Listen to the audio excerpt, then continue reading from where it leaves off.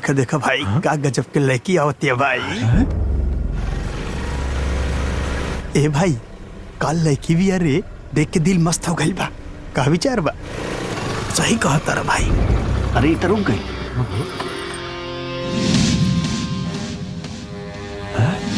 अरे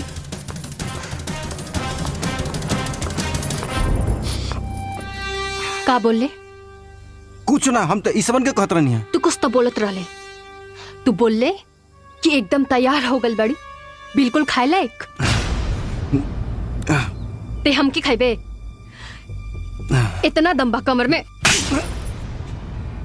ससुरा ज्यादा गर्मी चढ़ गल बा। और तू लोग भी सुन ले, हम लड़की ना हुई जे नजर झुका के चलो। वो भी तोहनी जैसन लफंगा लोगन की वजह से। होली के मतलब का होला? बदतमीजी, गाली गलौज, हमके कोनो दिक्कत नहीं है। तू खा पिया, लेकिन आइंदा से जे भी कमेंट करी तो धर के हई थुथुन फोड़ दे। कुकुर कहीं का। हट।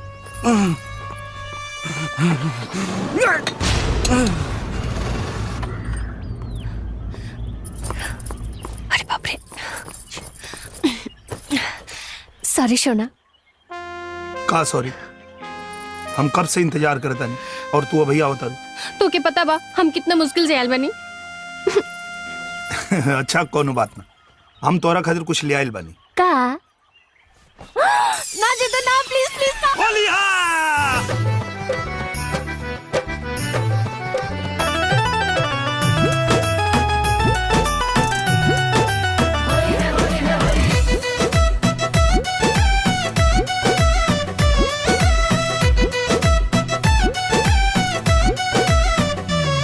कर फगुना का रंगदारी, झुक सनन सनन ललकारी।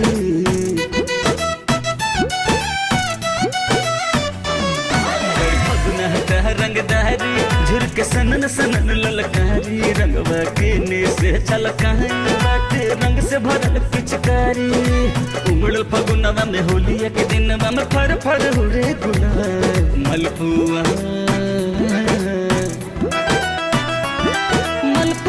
जैसन गाल तोहर, करम लाल लाल हो। मलपुआ जैसन गाल तोहर, करम लाल लाल हो। मलपुआ जैसन गाल।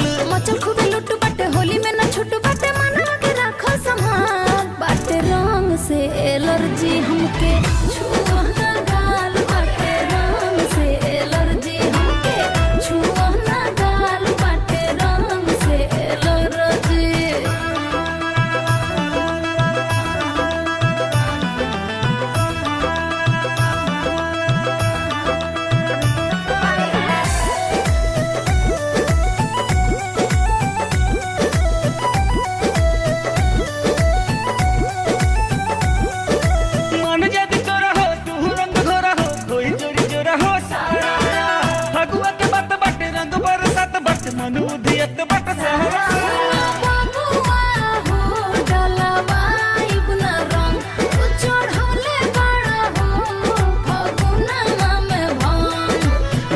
उछल जाए रंग जब ढल जाए, लगब तो बहुत कमाल। मलपुआ मलपुआ जैसन गाल तोहर, करम लाल लाल हो। मलपुआ जैसन गाल तोहर, करम लाल लाल हो। मलपुआ जैसन गाल।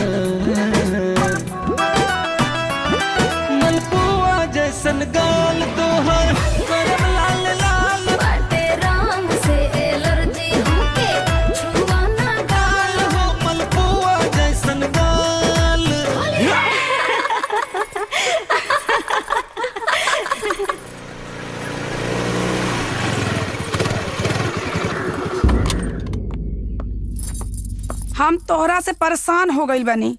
भगवान करे तोहार बियाह हो जाओ। का भइल माई? लइका लोग लइकी के देख के उल्टा पलटा बात करे ले, कोनो नया बात नहीं खे। तू जे कैलू हा वो ठीक नहीं खे। बस यह बात से, यह बात घर के लोग लड़की के कमजोर और मजबूर बना देवेला।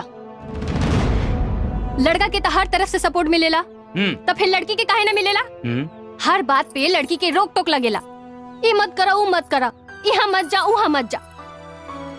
आखिर लड़का लड़की में अंतर कौन बात के बा? इहे अंतर बा, लाज शर्म लड़की के जेवर होला और गुंडागर्दी लड़कन के शान।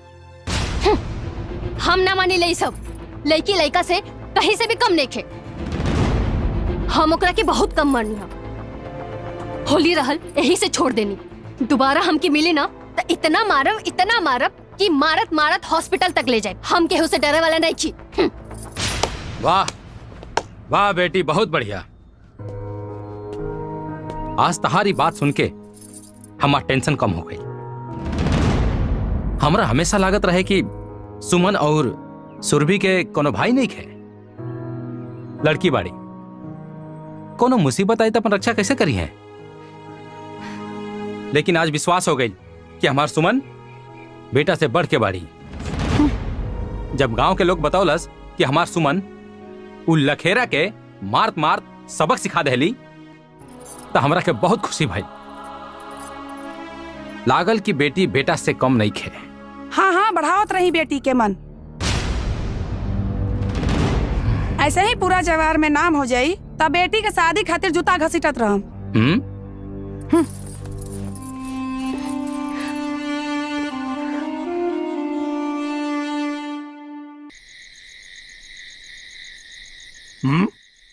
का सोचता रह लोग? गरम गरम बा, खा ला लोग ना तो सेरा जाई। जीतू, ग्रेजुएशन पूरा होखे वाला बा। आगे की तैयारी के बारे में सोचला? मास्टर की डिग्री लेबा या फिर कंपटीशन की तैयारी? अब ही कुछ सोचले नहीं की। काहे सोचो को तेरा कोनो मुहूर्त निकाल पड़ी का? भैया, जगर दूधू को भाई शहर में लाखों कमाता, ओके कोनो बात की चिंता?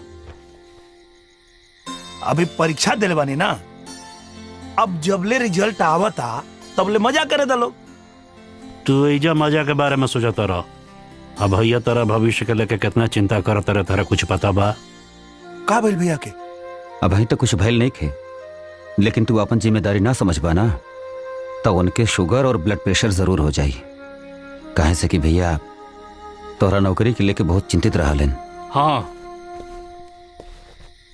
हमरा के जितेंद्रा के नौकरी के लेके चिंता बा, पर हमरा के अपने भाई पे पूरा भरोसा बा। ये भी एक दिन तू लोग जैसन समाज में हमार सर गर्व से ऊंचा करी। जौना दिन एकर नौकरी लागी ना, बाबूजी के सपना पूरा हो जाए। का हो? हाँ भैया, ला यही बात पखा ला। लावा। हाँ छोटे चाचू, हाँ तारा के मम्मी बुला रहल बड़ी। अच्छा भैया, हम आवतन भैया। चल चला। देखिए, ग्रेजुएशन अगर पूरा हो गई बा, लेकिन अबहिन भी ये अपने आप के बच्चा ही समझेला। हमरा तो यह ना समझ में आवेला कि अपन जिम्मेदारी कब समझी। भैया, आपके लाड प्यार ना एकरा के बिगाड़ के रख देले बा। प्यार आदमी के बिगाड़े ला ना, प्यार और दुलार में बिगड़ल आदमी भी संवर जाला।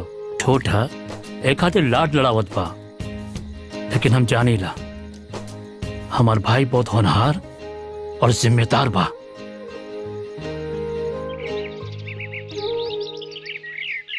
भैया, ये मेरी होली में गांव में आके बड़ा मजा आई। अगर सरकारी नौकरी के मजबूरी ना रहती तो 2-3 दिन और ही रहती। का हो भैया? बिल्कुल सही। कोनो बात नहीं, तू लोग त्योहार पे आ गए, बहुत अच्छा लागल।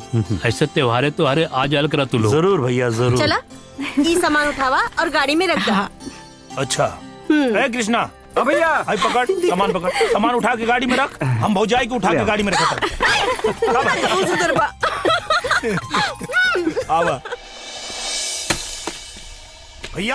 हाँ, आ गए ला। हाँ, और अब आप आराम करा और इधर अब खेती हम करब। का मतलब है तुहार? अरे भैया आज ले बहुत खेती कर लेनी, अब रहुआ आराम करी और हमके खेती करे दी। नहीं, तो क्या खेती नहीं, नौकरी करे के बा। काहे कि हम महेंद्र, हमके बुझाता कि हमारा अंतिम समय आ गई बा। आज हम तोरा से एगो खास बात करल चाहतनी बेटा। बोले ना बाबूजी, कहीं का बात बा? बेटा महेंद्र, हर बाप के जवाबदेही होला मरला से पहले तू अपन बच्चन के अपन पाँव पे खड़ा होके के हुनर सिखा दे। लेकिन ये जवाबदेही हम ना निभा सकनी बेटा। यही से आज ये जवाबदेही की जिम्मेदारी तोहरा कंधा पे सौंप के जात है। आज एगो वचन अपना बाप के दे दो बेटा, हमरे पे बड़ा उपकार होत। आप तीनों भाइयन के खूब पढ़ैया लिखैया, शहर भेज करके अच्छा नौकरी दिलैया। ये हमके वचन दो बेटा, वचन दो बेटा। हम वचन देता नहीं बाबूजी, वचन देता नहीं। भैया कहाँ घूमोगे ना? देखा जितेंद्र, तो हर दोनों भाइयन की नौकरी लाग गेल बा। अब तोहार भी नौकरी लाग जाई तो बाबूजी के दियल हमार वचन पूरा हो जाई। अरे वचन राउर पूरा हो गेल बा भैया। रउआ हमरा के लायक बना देले बानी कि हम आज चाहे तो आज नौकरी कर ले। हम चाहते हैं कि हम खेती करी। नहीं तो क्या खेती नहीं? खेती में कुछ नहीं रखल बा, ये घाटा के सौदा बा। किसान कितना भी मेहनत काहे न कर ले, 2 जून की रोटी से ज्यादा न कमा सकेला। एक खातिर कहत बानी, तुम अपन दोनों भाइयों जैसा नौकरी करा और अपन भविष्य उज्जवल बनावा। भैया तनी एक बात गौर से सोचा, नौकरी बा कितना? 1000 वैकेंसी निकलेला तो 2.5 करोड़ लोग परीक्षा देवे बैठेला। और ये खाना बदोश के जिंदगी हमके नहीं खींचिएगी, आज यहाँ कल वहां ना। भैया हम का चाहता नहीं, हमन का पुरखन कई जो जमीन बा यही के हम फायदे के बिजनेस बनाए और हमनी के सब लोग साथे मिलकर रह जाए। चाहता हूं यही बानी कि हमारे सब भाई एक जा एक घर में रहे। पर बेटा हम किसानन के ऐसा किस्मत कहाँ बा? भैया किस्मत के वो और ना बदली, अपन किस्मत हमनिया के बदले के पड़ी। कैसे? अरे चिंता मत करा, आवा आवा चला पहले खाना खा। जय भोलेनाथ। जाना तारू, ये 300 साल पुराना शिव जी के मंदिर है। अरे कुछ दिन पहले तक तो एकदम जीर्ण शीर्ण अवस्था में रहे, लेकिन प्रधान जी के देन है, देखा आज कितना बढ़िया बन गए बाकुल। अच्छा फिर मिले के, चलो बाय। का बाय? चला शहर घूम के आई। अच्छा शहर घूमे के मन बा? ठीक बा, चल अब पीछे सरका। काहे पीछे बैठे में लाज लगता? अरे वो बात नहीं खे, मतलब लोग का कही। अरे पागल, लोग लिहाज के चक्कर में रहबा ना तो जिंदगी के असली मजा भूल जाएबा। वैसे भी लोग के का काम बा, ताना देवे के अलावा और कुछ थोड़ी ना आवेला। कुछ ना कुछ तो बोलते रहिए। चला पीछे बैठा बैठा। अरे ढेर लाज लगता तो हाइला दुपट्टा अब मुंह पर बांध ला, अब पीछे बैठ जा, केहू न पहचान। चला बैठा। अरे गजब हाल बा भाई। अच्छा गिरेबू ना ना? ना सुना, ठीक से पकड़ के बैठिया, ऐसा ना हो कि तू बीच रास्ते में कहीं उलट जाएबा, हम तो के शहर जाके खोजत रही।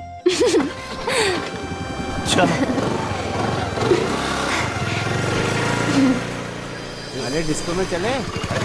चलो मरते मजा लिया जाए। चला चलो।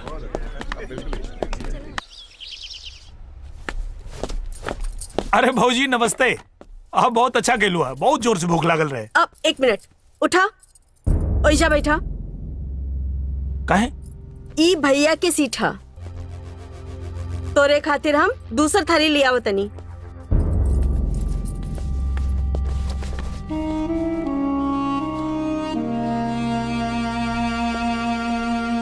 अरे जितेंद्र। हाँ भैया नमस्ते। कब आइला? अभी है नहीं भैया। भैया हम डिसाइड कर लेनी, अब हम खेती करब। बेवकूफी के बात मत सोचा जितेंद्र, खेती किसानी में कुछ नहीं रखल, पढ़ा लिखल बड़ा, कोनो नौकरी कला। भैया अरे दू भाई आप लोग नौकरी करता नहीं ना, और बड़का भैया के भी तो क्यों साथ दे वाला चाहिए। हम भैया के साथ मिलके खेती करब और भैया भी तैयार हो गए बानी। भैया आप खाली एगो मदद कर दी। का चाहता रहा हमरा से? भैया वो कहा ना कि अब सरकार एगो योजना में अपने खेत में तालाब खुदवावे खातिर 52,500 रुपया देते, और हमान के खाली 52,500 लगावे के बाद अपने खेत में तालाब बन जाये, और हमने के खाली 52,500 रुपया लगावे के बाद, और ओकरा बाद हम में मछली पालन करब, ओहू से पैसा आई। और तो और भैया भौजी के एगो समूह बनवा दिले, और उनमें 15 लाख के इक्विपमेंट्स 12 लाख सरकार देती है, और समूह के खाली 3 लाख देवे के बाद। 1 मिनट जरा सुनी।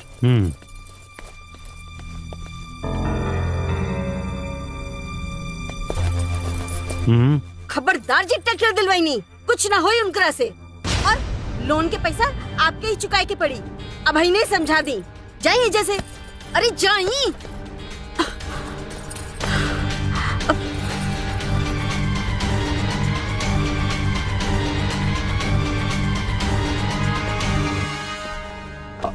भैया बड़ा जरूरी काम एगो याद आ गइला, हम बाद में आवत। अरे अरे खाना खा के जा। अरे भैया हम बाद में खा ले, बहुत जरूरी काम बा। अच्छा भइल चल गई। ई सब के चक्कर में पड़े के कोनो जरूरत ना बा। पहले भी हमने कोनो कम मदद ना कहीं इनकर। अरे कबो खाद खातिर, कबो बीज खातिर, कबो घर के मरम्मत खातिर, और हर महीना 25-30 हजार रुपया तो देते बानी। पर पहले तो मंझला भैया भी मदद करत रहनी, लेकिन अब वो तो मना कर देनी कि हमारा बच्चा हा, काहे हमनी के बच्चा नहीं के।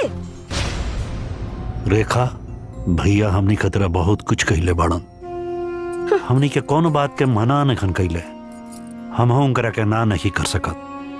बड़का भैया उहे कैले जे बड़के भैया होए के नाते उनकर फर्ज बा, और फिर बड़के भैया की बात अलग हा, उनकरा के बरसन से खेती के एक्सपीरियंस बा। ई जितेंद्र ओकरा कोनो खेती के एक्सपीरियंस बा? जितेंद्र से खेती ना होखी।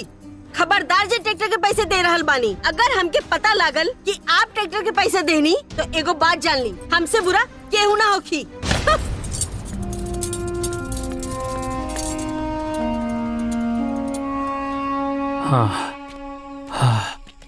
महेंद्र भैया गजब हो गई। का भइल? राम असीर भैया फांसी लगा लेलन। का? हाँ भैया चलो। हाँ। बाबूजी हो बाबूजी, बाबूजी,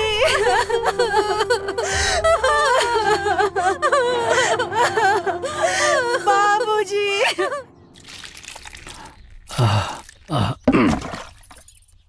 द ले।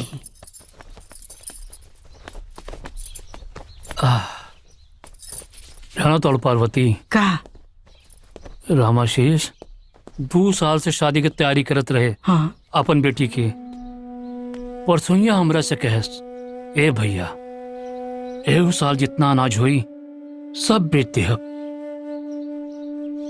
ई साल बिटिया की शादी खूब बढ़िया से करब। पर किसान के ऐसा किस्मत कहाँ हो जो सोचे हो जाए। सब ठीक हो जाए। हमरे को बिटिया हो, पता नहीं हमरे किस्मत में का लिखल हो। ये सब सोच के रहुआ काहे परेशान होता नहीं, हमनी के साथे ऐसा ना होखी। भैया राम आशीष भैया के साथे जोन भइल बहुत बुरा भइल, और आपके साथ 3-3 गो भाई बाने, आप काहे चिंता कर देने भैया। और वैसे भी भैया पूरा दुनिया बदल गई बा, खेती करे के तौर तरीका भी बदल गई बा। तो हमके तो ई लागेला कि यहाँ के किसान लोग के भी थोड़ा अपना खेती के तौर तरीका बदले के चाहिए। तो हम लोग के जौन अपन बात रखे के रख ला, ओकरे बाद साहब तो हम लोग के बताइए। जितेंद्र भैया, आप तो बाहर से पढ़ाई करके आयल बानी और देश दुनिया के आधुनिक यंत्र के बारे में हमन गांव वाले के कुछ पता नहीं खे। ठीक बा, आप अगर कहतानी तो एक बार आपो के बात मान लेतानी, कइल जाई। फायदा होई तो फायदा होई और नुकसान होई तो छोड़ देवल जाई। हर साल तो हमन लोगन के लगले रहला, कबू फायदा तो कबू नुकसान। चला ठीक बा, अगर तू लोग सहमत बाड़ा लोग तो ये कृषि विभाग से आल हुआ साहब, ये देखा तो हम लोग के बतावत हुआ कैसे करे के है, एक बार इनसे समझ ला लो। बताएं साहब।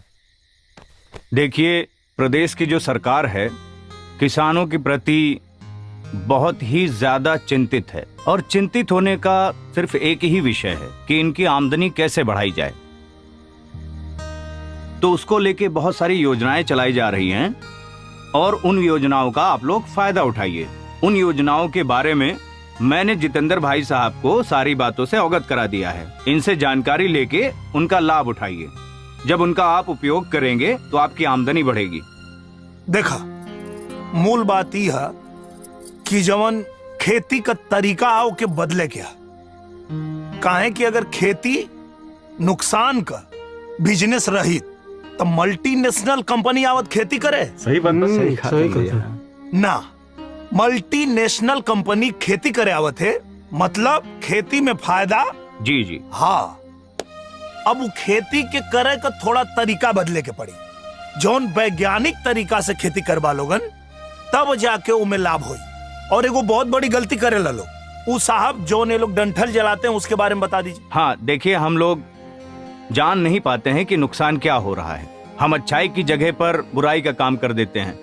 जो अपनी मिट्टी है, जिसको हम सॉइल कहते हैं, सॉइल के ऊपर जब हम किसी खरपतवार को हम जब जलाते हैं तो उससे हानिकारक कीड़े मकोड़े तो मरते ही हैं, जो लाभदायक कीटाणु हैं वो भी मर जाते हैं। हाँ। और सॉइल की जो उर्वरक शक्ति होती है, जो फर्टिलिटी है, जो उसकी उपज शक्ति होती है, वो भी समाप्त हो जाती है। इसीलिए सरकार चाहती है कि आप लोग जो हैं किसान भाई अपने खेत में किसी भी प्रकार का कोई खरपतवार, पुआल, कोई डंठल ना जलाएं। अगर आप जलाएंगे तो नुकसान आपका होगा। ओके, ना जलावे खातिर के नया नया उपकरण आला जोताई करे खातिर, जोने से कि वो जड़ से डंठल उखड़ जाई और वो खेत में सड़ के खाद बन जाई और उल्टा फायदा करी। और वो सिंचाई वाला जो उपकरण है साहब, और सिंचाई के लिए उपकरण आया है। पहले हम सिंचाई नाली बनाकर करते थे तो नाली में बहुत सारा पानी जाता था जिसका कोई उपयोग नहीं हो पाता था। और सिंचाई का मतलब ये नहीं है कि पूरे खेत को पानी से भर दिया जाए बेमतलब का। पौधे को कितना पानी मिल रहा है उससे मतलब है। इसलिए सरकार ने जहाँ पे पानी एकदम नहीं है या कम है तो वहाँ पर डिप इरिगेशन की पाइप जो है आपको सब्सिडी पर दे रही है, स्प्रिंकलर दे रही है कि कम पानी में अधिक फसल की सिंचाई कैसे की जाए। तो आप जो है उसका उपयोग करिए, जिससे क्या होगा, एक तो पानी कम लगेगा, खर्चा कम आएगा, पैदावार उससे भी अच्छी होगी। समझ गए? ये तो अच्छी, बढ़िया। और सुना, वो जो उपकरण है सिंचाई वाला, उनमें 90% पैसा सरकार दी, 90% सरकार दे रही है, आज 10% सिर्फ किसान भाइयों को लगाना है।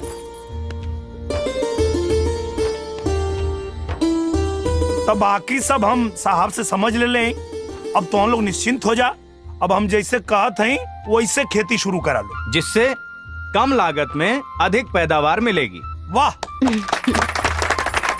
वाह साहब, बहुत धन्यवाद, बहुत धन्यवाद।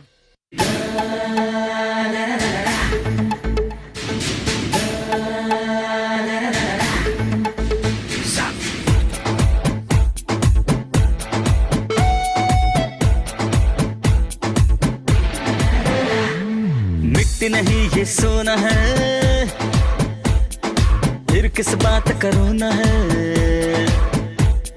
मिट्टी नहीं ये सोना है, राजा है दुनिया के साम्राज्य कोना कोना है अब हमको ही बनना है अपना बाग विधाता हम है अन्नदाता हम है अन्नदाता हम है अन्नदाता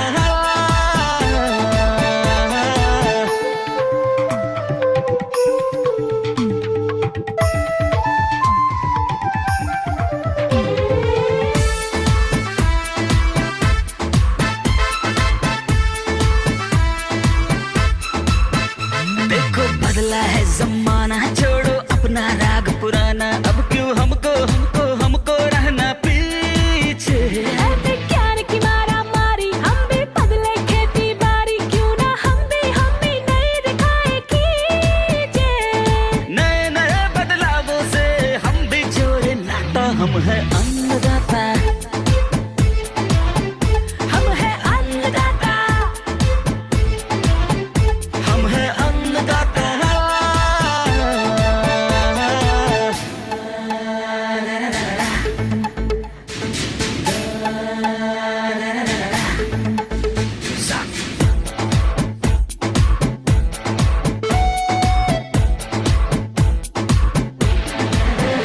हम है मेहनत करने वाले क्यों ना नई ऊर्जा हम डाले बोलो फिर क्यों अपनी जेब हो खाली खेती हम दिन रात करेंगे पूरे देश का पेट भरेंगे अब तो इसकी उसकी सबकी भरेगी थाली धरती अपनी माँ है कैसे टूटेगा नाता हम है अन्नदाता हम है अन्नदाता हम है अन्नदाता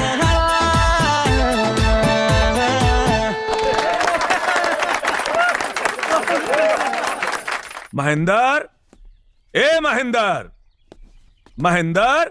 अरे मामा जी अरे पाला की। पाँव ना छुए के। अच्छा खुश रहा खुश रहा। आई बैठी बैठी मामा जी।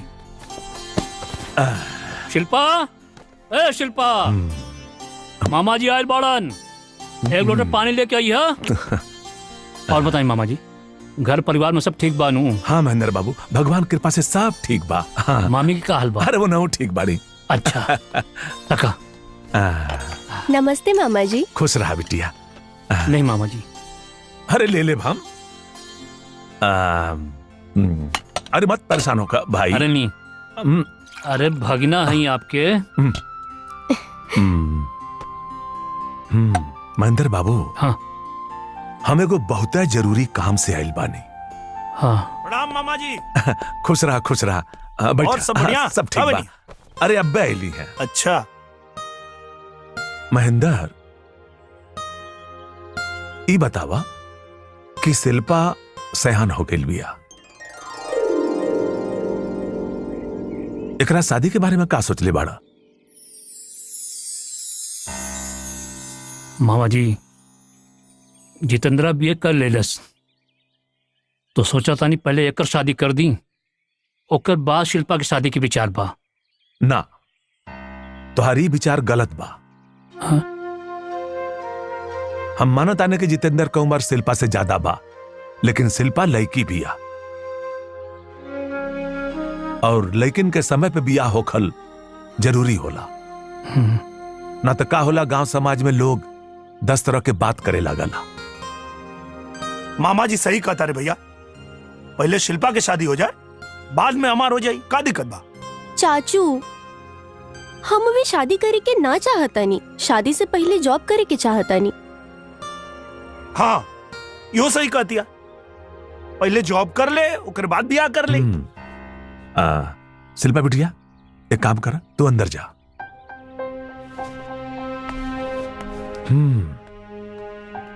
महेंद्र को बात कही। हाँ। लड़की जब सयान हो जाली ना, तो ओकरा खातिर अच्छा लड़का मिलल बड़ा मुश्किल हो जाला। अब फिर हमनी के समाज में लड़की के जॉब से ज्यादा शादी जरूरी होखेला। लेकिन मामा जी जितेंद्र, तोरा के गांव समाज के बारे में ज्यादा जानकारी नहीं खे। मामा जी ठीक कहत बाड़े, तू एगो काम करा, भाभी जी से बोल के नाश्ता लेके आवा। जा जा। जी ठीक बा, ठीक है मामा जी। महेंद्र, हाँ हमरा नजर में एगो लइका बा। हाँ यही खातिर हम आइल बानी। लइका इकलौता बा, इंजीनियर हवे। अच्छा। घर के 40 बीघा खेत भी बा। अच्छा। और लइका देखे में भी सुंदर बा, घर दुआर भी अच्छा बा। हाँ। कम दान दहेज में पट भी जाई। हम तो ये कहब कि चल के देख ला, अगर मामला जम जाई तो चट मंगनी पट बिया कह के गंगा नहा ला। हम कल आपके साथ लड़का देखे चलब। तो ठीक बा। हाँ।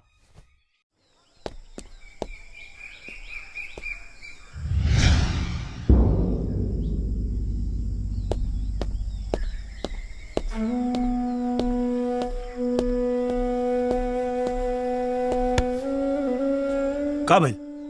चाचू, हम अभी शादी ना करब। शादी से पहले अपना पाँव पे खड़ा होके के चाहता नहीं। प्लीज चाचू, शादी रुकवा दी। अरे मैं परेशान होके का बात बा?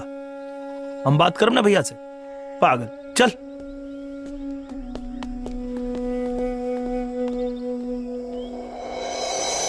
शिल्पा ठीक बोले तरी। बड़ा बड़ा शहर में देखा लड़की सब कहां से कहां पहुंच गई बाड़ी।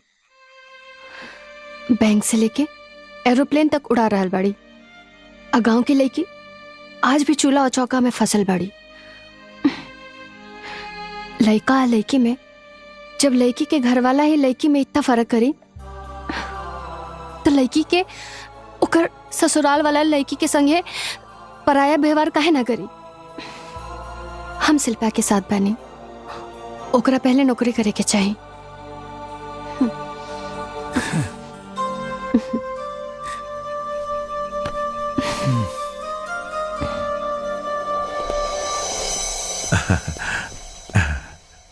नमस्कार। नमस्कार। ई बाड़ा विशेषर बाबू। अब में कोनो दिक्कत ना भइल? अरे जब मामा जी साथ बाड़े तो दिक्कत के सवाल नहीं के उठत। आए बैठे। जी आए आए।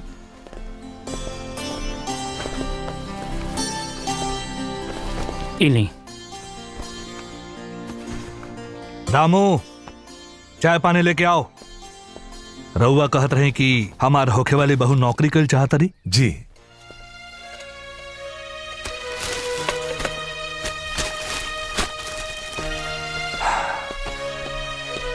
बहू नौकरी कर चाहत रही, हमारा कोनो एतराज नहीं खे।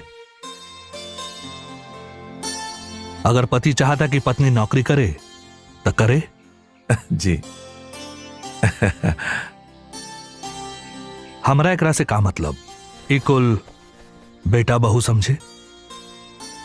रउआ ई बताई कि शादी के बजट कितना बा?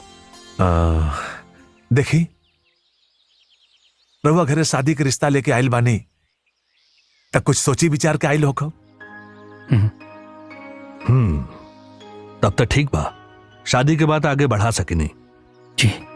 बाबू साहब, आजकल के लड़कियन के घर वालन के सोचना बिल्कुल बदल गई बा। वो लोग सोचेला कि लड़की के बीए में करा देनी तो दहेज देवे के कौन जरूरत। लड़का भी पढ़ल, लड़की भी पढ़ल, दोनों परिवार मिलकर उन लोग के शादी के खर्च उठा ली ही। लेकिन हम ऐसा ना करब। हम कड़क नोट के गड्डी गिनवाइब। कहे से कि लड़का लड़का होला और लड़की लड़की। कौनो भी जन्म में लड़का लड़की के बराबरी ना हो सकेला। हम का कहत हई, समझत बानी ना? जी हाँ, सब समझ में आ रहा बा। देखी, इस सब का आप चिंता छोड़ दे। ई भले किसान बाड़ा, गांव में रहेलन, लेकिन इनकर दूगो भाई नौकरी में बाड़े। तो जौन मार्केट रेट चल रहा बा वो सब दिहल जाइए आपके। रउआ ई बताई कि लड़की देखे खातिर कब आई? लियो लियो लियो। अरे बेटी के घरे का पानी ना पियल जाला, डहरी में तो पानी पियल जाला, और कंजूस मामा ना कुछ खियले हुई है ना पियले हुई है। क्या हो गई? काम की बात सुना। अच्छा अच्छा। परसों लड़का के बाबू शिल्पा के देखे आ रहल बाड़न। रहुआ बढ़िया से देखनी है ना, काहे कि बाबू आजकल तोहरा पता बा ना कि शादी ब्याह में लड़का देखे में बड़ा धोखा हो रहा बा। अरे लड़का कुछ और करता, बतावल कुछ और जाता। लड़का वाले मामा जी की पहचान के बाड़न। अच्छा। हम छानबीन कर ले बानी। अच्छा। ई देखा लड़का की फोटो। अरे वाह, फोटोआ में तो बड़ा सुंदर दिखा था। बहुत अच्छा बानू, बहुत बढ़िया बा। बहुत बढ़िया। शिल्पा केने बाड़ी? अब भीतरे बा पढ़त हुई। शिल्पा, ए शिल्पा, यहाँ आवा। आओ भाग क्या आओ। ये देख भैया तोरा खातिर लड़का देख के आइल बाने। शिल्पा, तो क्या कौनो बात की चिंता करे की जरूरत नहीं खे। लड़का वाले तोरे नौकरी के खिलाफ नहीं खन। तुझे चाहता रू ना वही हुई। मतलब लड़का वाला समझदार बाने। हाँ। वाह, बहुत अच्छा। और दान दहेज के सब बात कर लेनी है ना? ज्यादा नहीं खे, औकाते भर बा। मतलब दहेज भी लिया सब? बिना दहेज के शादी क्या कराता? एसपी, डीएम, जज सब बिना दहेज के शादी नहीं क्या करत। जो समाज के दस्तूर बना वो तो निभाए के पड़ी। बाकी हमके दहेज की चिंता करे की जरूरत नहीं खे। हमारे दोनों भाई पैसा के इंतजाम करे से पीछे ना हटिए। वो दोनों तुमसे कितना बार कहलन, ए भैया शिल्पा की शादी की चिंता करे की जरूरत नहीं खे। हम कल सुरेंद्र और राजेंद्र के पास जाता नहीं। ऐसे क्या करे के हुई हो जाके सब समझता नहीं। खबरदार जी, ट्रैक्टर दिलवाई नहीं, कुछ ना होई उनकरा से। और लोन के पैसा आपके ही चुकाए के पड़ी। अब ही नहीं समझा दी, जाइए जैसे। अरे जाइए। ए जितेंद्र, का भइलो? ना भैया, वो हम ही कतर नहीं है कि भौजी। हाँ। वो वहाँ जाए से पहले भैया लोग को फोन कर दे। हाँ।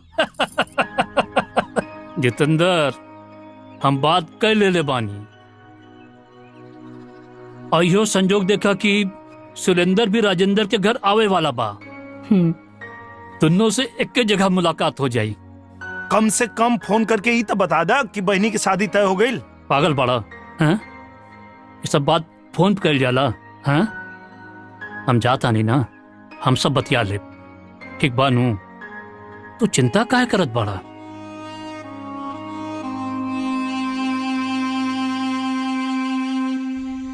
हमरा के पता बा कि बड़का भैया के वो लोग से निराशा मिली। टेंशन ये बात के बाकी है कि भैया वो सदमा के बर्दाश्त कैसे करिए। पहले हमारे भाई लोग ऐसा ना रहे। हम सब भाइयन में बहुत प्यार रहे,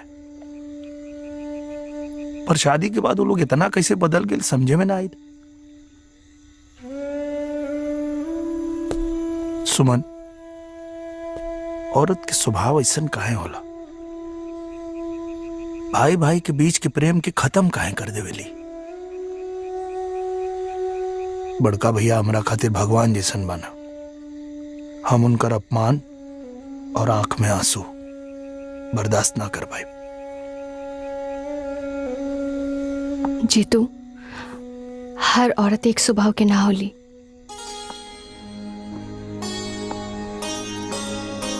जीतू, तो हर बड़की भाभी बिता औरत बड़ी ना। जे भी हो रहल बा ओमे तोहार दोनों भाइयन के कम दोष नहीं खे।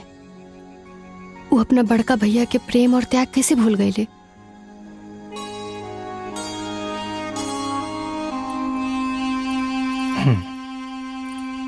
दीदी, बड़का भैया खुदे आइल बड़े। मतलब ई हा कि गांव के कोनो न कोनो प्रॉब्लम लेके आइल हुई है। अरे घर के दीवार भी टूट गई बा और कम से कम 1 लाख रुपया खर्चा लगी और खाद भी लेवे के बा। सही कहा तारू छुटकी। हम तो करीना के पापा से कह देले बानी कि बहुत हो गई। अरे जब हमने के बच्चा लोग छोट रहे तो ओखनी के खर्चा कम लागत रहे। अब वो लोग भी बड़ हो गई बा, स्कूल के खर्चा भी बढ़ गई बा। और हमने के एगो बेटी भी बिया ना, ओकरो भी शादी ब्याह करे के पड़ी। हाँ, और जब अभी से हाथ बचा के ना रखब तो कैसे शादी हुई? अरे चाहे जितना बचा ला, शादी में कम से कम 15 से 20 लाख रुपया लग जाला। हाँ तो अब कितनों कम लागी, कुल मिला के 8-10 लाख रुपया तो लगी जाई। लेकिन एक बात बा सुरेंद्र राजेंद्र, लड़का बहुत बढ़िया बा, इंजीनियर बा, इकलौता बा, 40 बीघा खेत, घर परिवार खानदान सब बहुत बढ़िया बा। 8 दिन बाद सगाई और अगला महीना के 10 तारीख के शादी बा। ली चाय नाश्ता। प्रणाम। खुश रह खुश रह। रउआ लोग केकरे शादी के बात कर रहल बानी? शिल्पा के शादी के बात हो रहा बा, भैया सब तय कर देले बाड़न। बड़े पापा प्रणाम। अरे अरे आओ आओ आओ, खुश रह बैठो बैठो।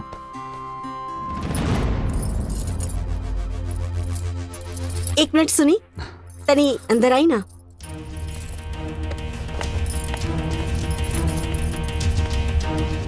अच्छा तू लोग बड़े पापा के साथ बतियावा। हाँ ए जी तनी बाहर आई ना, हमरा के कुछ बात करे के बा। हाँ।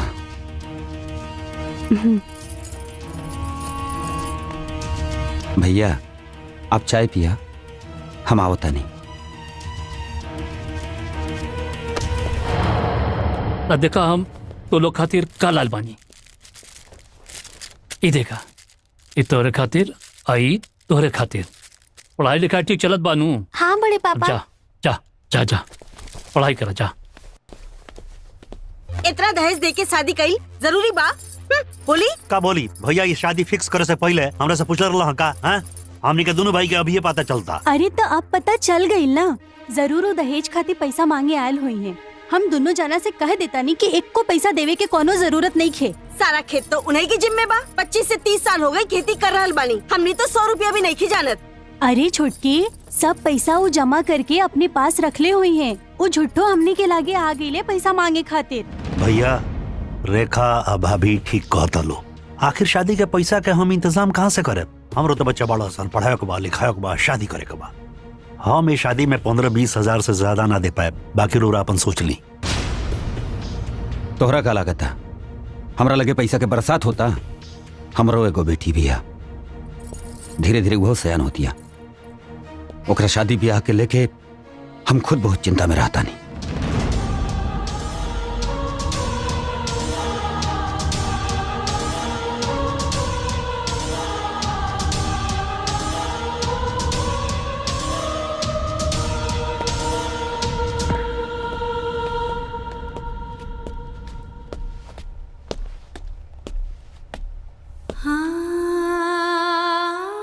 भैया चाय ना लाने रो रहा? ना राजेंद्र, चाय ना पियब, गैस हो जाला। डॉक्टर पिए खातिर मना कह देबा। अच्छा हम अब चलत तानी। आप भैया इतना जल्दी? हम खबर देवे आयल रानी, बाकी सब लोग सगाई में जरूर आइया और बच्चन के भी ले आइया। ठीक बा, चला तानी। प्रणाम। खुश रह। प्रणाम। खुश रह।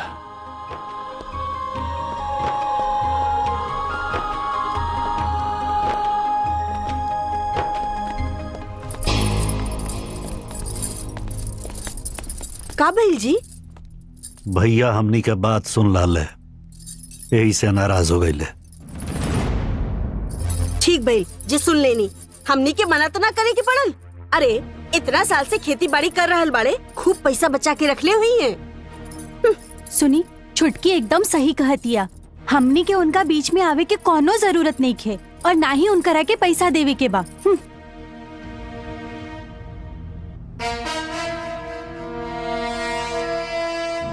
ये घर घर ना होला।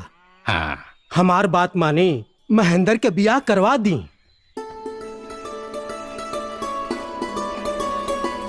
अरे अरे ई का करता लो? तो हर जगह पैर में नहीं, हमार दिल में पा। आवा। क्या हो सकता? अरे तू लो।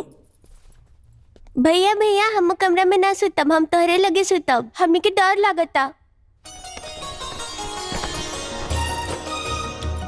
आवा आजा आजा ए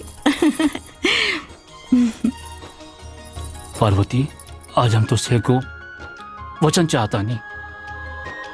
बोली। हमार तीनों भाई बहुत छोट बाड़न। एक कुल के देवर ना, अपन बेटा समझिए। हाँ ठीक बा।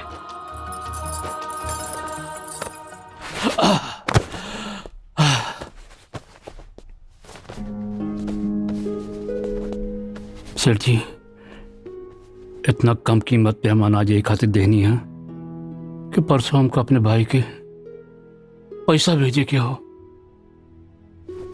देखिए सेठ जी, धोखा ना हो के चाहिए। महेंद्र बाबू चिंता मत करो, पैसा बिल्कुल टाइम पर मिल जाए। ठीक बा, चलो तानी। पार्वती, ये देखा हमार कुर्ता पीठ पे से चसक गइल बा, एकरा के तनी सीधा। ये कुर्तवा कितना पुरान हो गई, दूसर काहे नहीं ले लेत? तू तो जाने लू, हमरा के सुरेंद्र राजेंद्र के अच्छा से पढ़ावे के बा। बाबू इतना देर हो गई, अभी तक तो हर भैया ना आए नहीं। आज ही आगे ले आ गए नहीं? हाँ। देवर जी लोग से बात हो गई, पैसा के इंतजाम हो जाए ना? पार्वती, पैसा के इंतजाम हो गई। हाँ। हमरा के अपने दोनों भाइयों पे पूरा भरोसा रहल। अरे शादी की बात सुन के इतना खुश भइलन, ई देखा मिठाई दे लेना। हाँ? कहे लगना है भैया, शिल्पा के शादी में कोनो कमी ना होके दियल जाई। इतना धूमधाम से शादी कल जाई, इतना धूमधाम से कल जाई कि पूरा गांव में ऐसा शादी ना भइल हो। हमार गला सूख रहल बा, तनी पानी लेके आवा। हाँ लेके आओ तनी।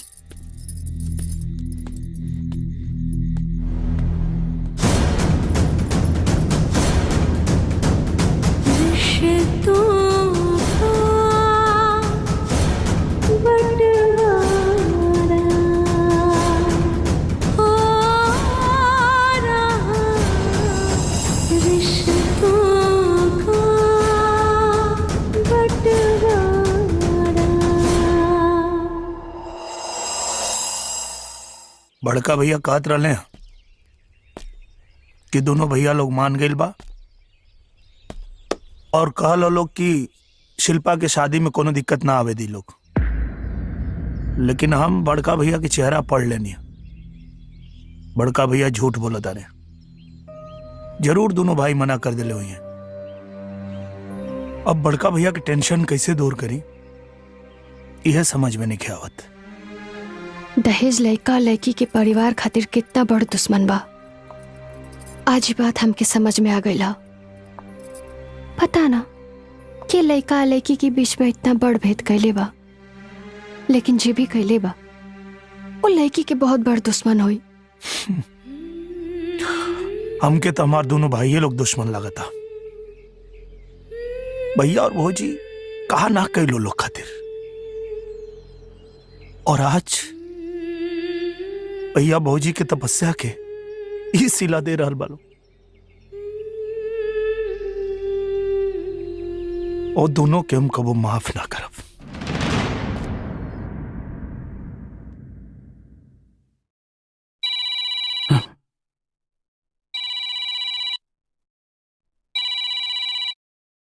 हेलो महेंद्र जी, रवाज पैसा लेके आवा वाला रहनी, कहाँ पहुंचल बानी? हमरा और इंतजार करता नहीं। विश्वेश्वर बाबू, हमके 2-4 दिन की मोहलत और दे दी, हम पैसा के इंतजाम में लगल बानी। पैसा मिलते ही हम रउआ के पास आ जाए। पहला इंस्टॉलमेंट में ही हाल बा, तागे का हुई महाराज। देखिए अगर पार नहीं लागत तो प्रोग्राम कैंसिल कर दी। अभी कोनो जरूरी बा कि सबके दमाद इंजीनियरे होके? अरे बेरोजगार बाड़े, चपरासी बाड़े, वो सब का करी है? हाँ ऐसा करी, रउआ कोनो दूसरा दरवाजा देख ली। ना ना विश्वेश्वर बाबू, ऐसा बात ना कहीं। तक कैसन कहीं का करी हैं? आपके वजह से हम अपन टाइम और अपन रेपुटेशन खराब ना करब। बस हमके एक मौका और दे दी, 2-4 दिन। ठीक बा, लेकिन एक बात कान खोल के सुन ली कि शादी से पहले हमरा के पूरा पैसा मिल जाए के चाहे। पूरा पैसा मिली तभी यहां से बारात उठी। और हाँ, ओ समय अपन इज्जत और प्रतिष्ठा के दुहाई मत देवे लागब, काहे कि हम पैसा कौड़ी के मामले में बहुत सुलझल आदमी बानी। ना ना, ऐसा कुछ ना होई। बेटी की शादी का मामला बा, हम जल्दी ही आपके पास आवतानी। ठीक बा, प्रणाम।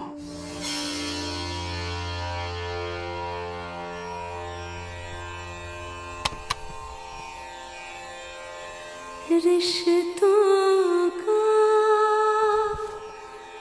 बंटवारा।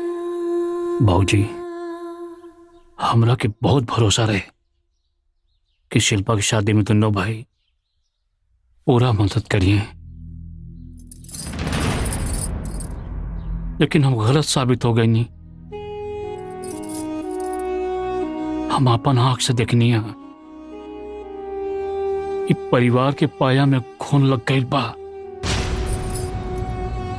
अब एकरा के गिरे से बचावल बहुत मुश्किल बा।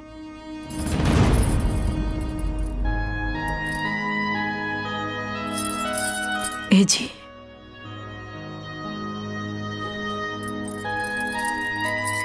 हमरा और सब बात सुन ले बनी। अगर वो लोग अपना कर्तव्य के नइखे समझत तो हम वो लोग के समझाए। आप बड़ी मेहनत से हमनी के ये घर बनौले बनी जा, इतना आसानी से ये घर के ना टूटे दे।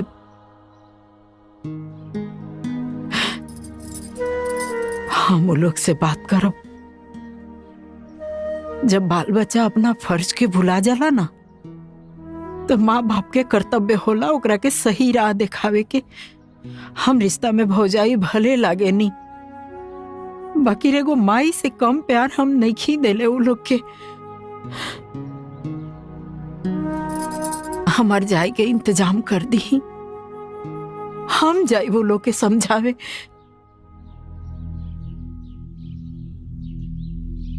का समझेबू हैं? वो सब बच्चा ना रहल, बड़ हो गईल बा, हमसे भी ज्यादा समझदार। शिल्पा के माई, पंछी के बच्चा के जब पर आ जाला ना, तो आपन घोंसला छोड़ देला और फिर कबहू वापस ना आवेला। यह संसार के रीत बा। लेकिन पंछी और मनुष्य में अंतर बा ना। जमाना बदल रहल बा, एक खातिर अंतर भी बदल रहल बा। हम तो सुन लिए कि बड़ा बड़ा शहर में बच्चा लोग अपने माँ बाप के घर से बाहर कर देले। लेकिन ये तो गलत बात बा ना। का गलत और का सही, ये एक व्यक्ति नहीं, समाज तय करेला, समझ लू। तो कोनो बात की चिंता मत करा। कैसे हम चिंता ना करी? आखिर हमनी के शिल्पा के दहेज के इंतजाम कैसे होई? शिल्पा के माई, एगो बात बतावा, जब बाबूजी मोल रहलन तो हमार का उम्र रहल? हमार कंधा भी मजबूत न रहल। तो सब बात के गवाह बाड़ू। फिर भी हम परिवार की जिम्मेदारी निभाईनी ना, केहू को कोनो बात की तकलीफ ना होके देनी।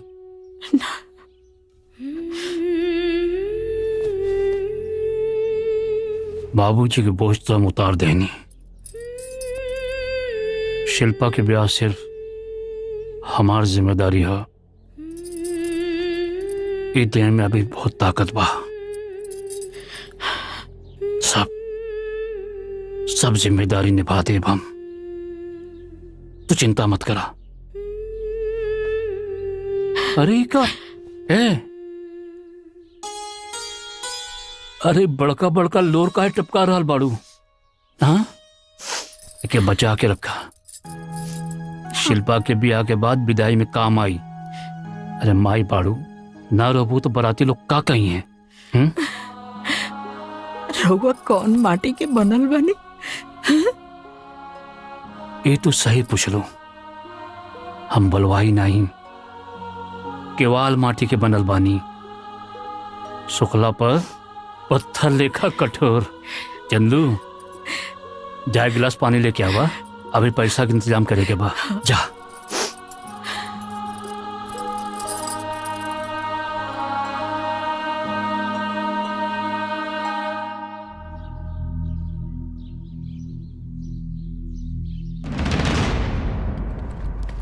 नमस्कार सर जी। नमस्कार भैया, नमस्कार। बैठी महेंद्र जी, बैठी। सर जी पैसा दी, हमका जल्दी बा। अच्छा अच्छा, ये ले। ई का बा सर जी? तोरे ऊपर संदेह करे के कोनो जरूरत नहीं है। जैसे आप 4 भाई बानी, वैसे हमरो 2 भाई बाने। रुपया पैसा के मामला बा, कागज बनावे के पड़ी।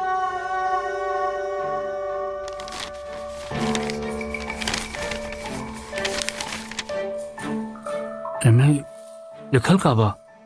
एमे लिखल बा 2 बीघा जमीन गिरवी रख के ई पैसा दिहल जा रहल बा।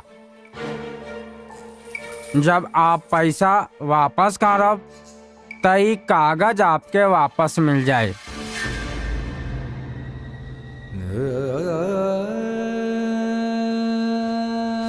नहीं, इले बस पैसा दे दी। महेंद्र बाबू, हमरा के गलत मत समझिया। जैसे आप मजबूर बानी, वैसे हमहू मजबूर बानी। ये आपस के बात है, कोनो बाहर के ना है। ये हमनिए तक रही।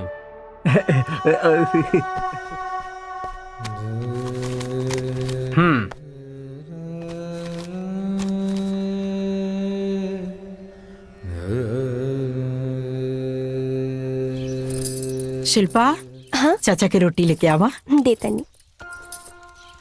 ठीक बना ले बहना। बस कर, बस कर।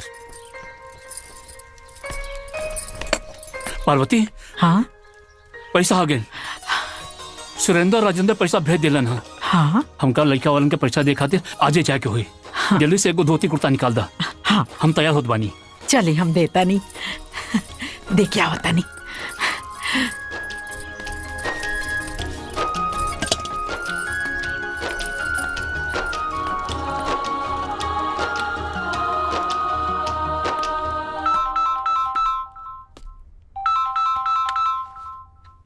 जितेंद्र। हाँ भैया, प्रणाम। हाँ बोला जितेंद्र। बहुत धन्यवाद भैया, आप लोग तिलक खातिर पैसा भेज देनी। पैसा भेज देने?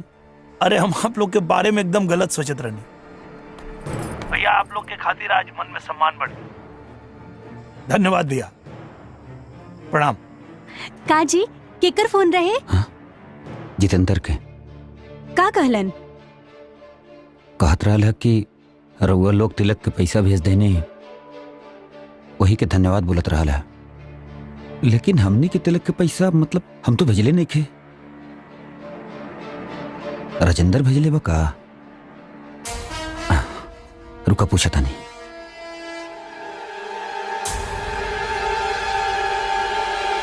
भैया प्रणाम। हाँ खुश रहा राजेंद्र। अरे हम के ना बतावला हा और भैया के तू पैसा भेज देला तिलक खातिर का? बड़का भैया के पैसा हम भेज दी। हाँ ना तो जितेंद्र तो बतावत रहा कि तिलक के पैसा आ गए बा और धन्यवाद बोलत रहा का? जितेंद्र कॉलसिया की बड़का भैया के पैसा हम भेजले बानी। अरे भैया, हमारे लगे पैसा कहाँ बाकी हम भेजब। अच्छा ठीक बा, तू चिंता मत करा, हम पता लगाओ था नहीं सच्चाई का बा। ठीक बा भैया।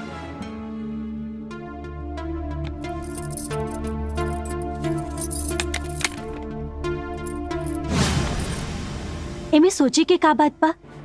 हम कहले ना रही वो पैसा जमा करके रखले हुई हैं। झूठे आगेले हमनी से पैसा मांगे खातिर, ताकि उनकर जमा पैसा जमा रहे। ओहो, ई तो बहुते चालू बानी बड़का भैया और भाभी। और तू उनका के बहुत भोला भाला समझत रहला ना, देखला। मझला भैया और सजला भैया के बारे में हमार सोच एकदम गलत निकलल। जाना तारू, भैया लोग तिलक के पैसा भेज देले हैं लोग। यही से कहल जाला केहू के बारे में पहले से राय ना बनावे के चाहिए। एकदम सही कहा तारू। लेकिन एक बात बतावा, शिल्पा के शादी के बाद कुछ हमनी के बारे में सोचले बाड़ू का? मतलब हमनी के भी शादी वादी करे के? अच्छा तो ठीक बा, लेके आजा बारात। लेकिन सुना, हम सुहागरात घर के छोटा कमरा में ना मनाई। तब कहाँ मनेबू? हम कहीं दूर रोमांटिक जगह में, खुले आसमान में, तुम्हारे साथ में। अच्छा, खुला आसमान में?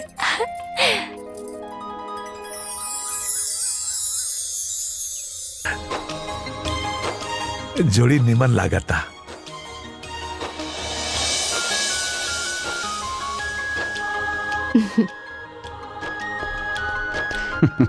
हाँ।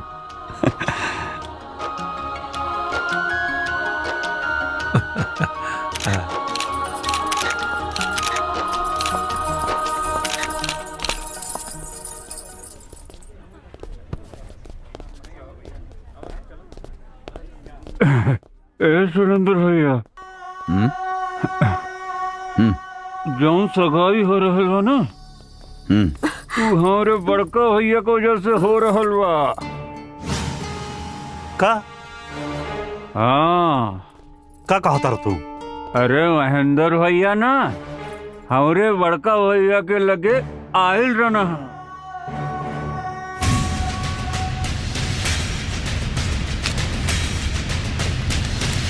देख लेनी ना, हम जौन कहले रानी उहे भइल ना।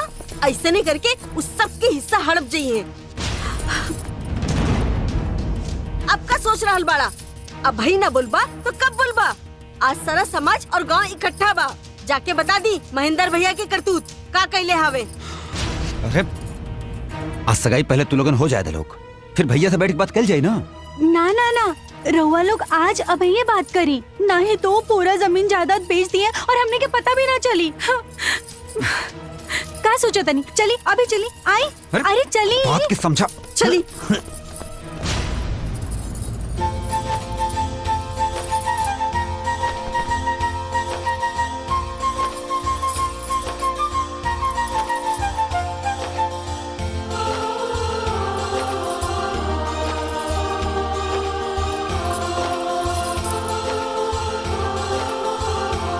बंद कर अलवानी साहब। सब केहू अपना अपना घरे जाओ। सगाई के रस्म बाद में होई, पहले बंटवारा होई। की का बात करता रहा? का बकवास करता रहा तू लोग? जितेंद्र भैया हमने की धोखा दिले बड़न। धोखा? कैसन धोखा? हमने के बिना बतौले जमीन गिरवी रख दिले बड़न भैया।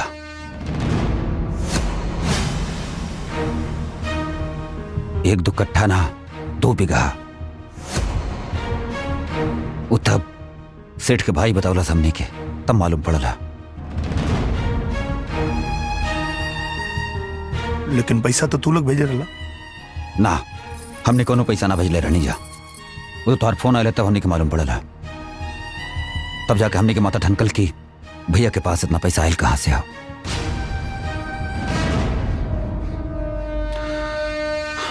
खैर अब पहले बंटवारा हुई, ओकरे बाद फिर कोनो सगाई हुई।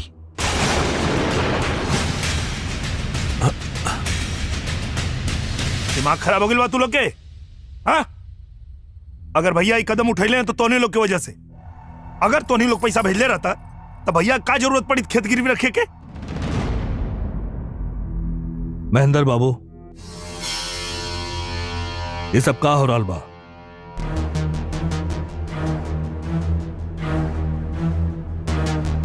सुरेंद्र, राजेंद्र,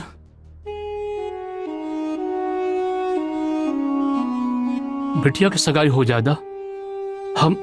हम तो लोगन के बाद में सब बात बताओ तानी। का बताई भी रहुआ? हमनी के सब पता चल गई। अब पहले बंटवारा होई, ओकरा बादे कुछ और होई।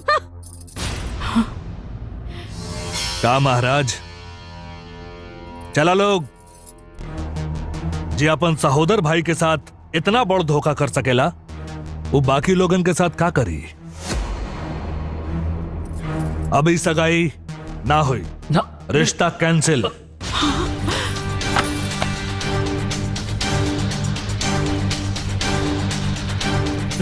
चलो लोग, चल बेटा। लेकिन बाबूजी आपका भाई रुक जाइए। चल, हमारी बात सुनी, हमारी बात सुनी। मिस्टर बाबू,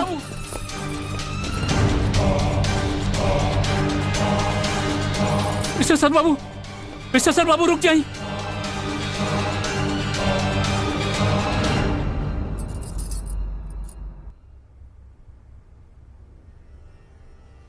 ये सच बा कि हम खेत गिरवी रख के पैसा लेनी है।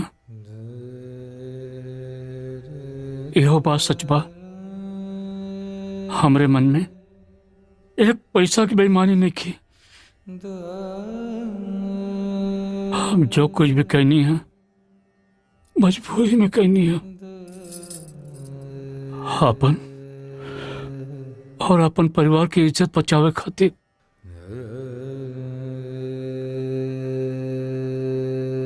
भाई तू लोग भरोसा रखे, हम पैसा देके खेत छुड़ा ले तो इन लोग की इज्जत पे आंच ना हवे दे।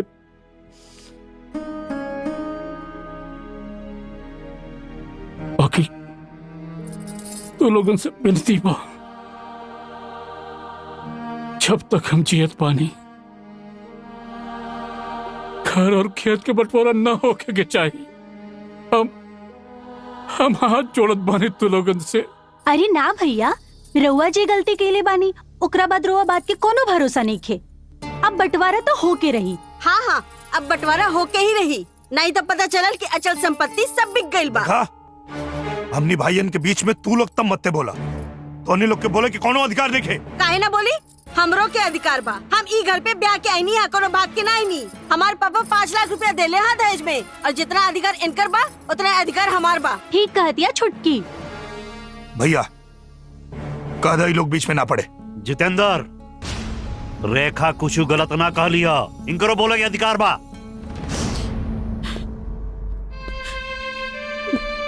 तो अन्य लोग के का लागत भैया जो कैले वो गलत कैले, भैया जो भी कैले हैं एकदम सही कैले। अपने हाथ में रहा जितेंद्र। कहा हाथ में रह के बात करी, कहा हाथ में रह के बात करी। हमरा पता ना रहे कि तू दोनों लोग एकनी के गुलाम हो गए वाला लोग। जितेंद्र! सुरेंद्र! छोट हो गए, बड़ भाई से बात करके लिहाज भूल गए बड़ी थे। अरे ये सब का हो तो? हाँ? हमने सामने तो लोग मारपीट करत बाड़ा। अरे हम बाबूजी के वचन देले रहनी कि जब तक जिया बंटवारा न हो के दे, और हमने सामने तो लोग लड़ाई करत बाड़ा। हम ही बंटवारा न हो के दे।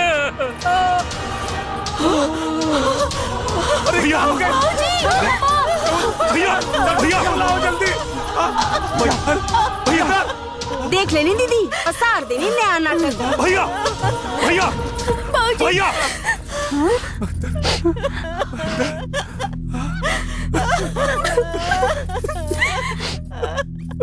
बाबूजी, रिश्तों का बंटवारा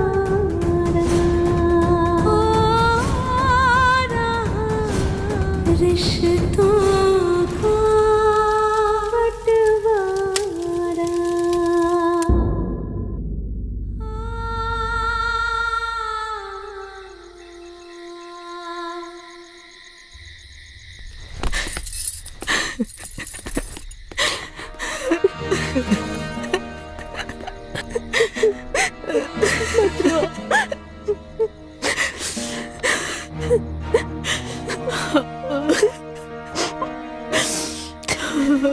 चुप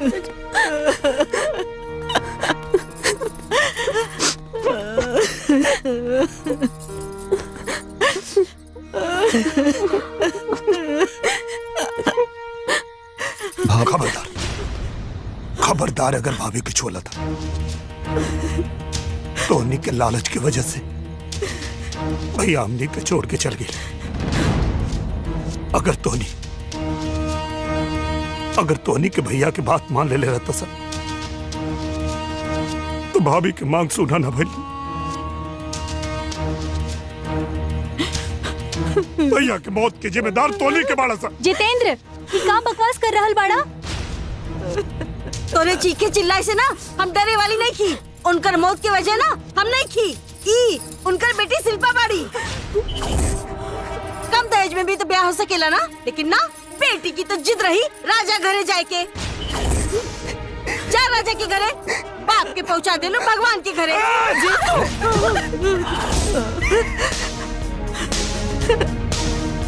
का चाहता रहा तू?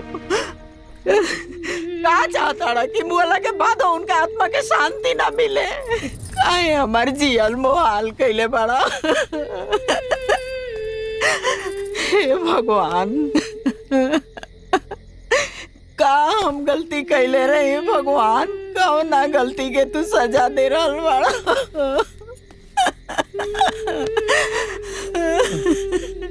चुप हो जा। चल छुटकी, इकनी से तो मुंह लागल भी बेकार बा। चल यहाँ से चल।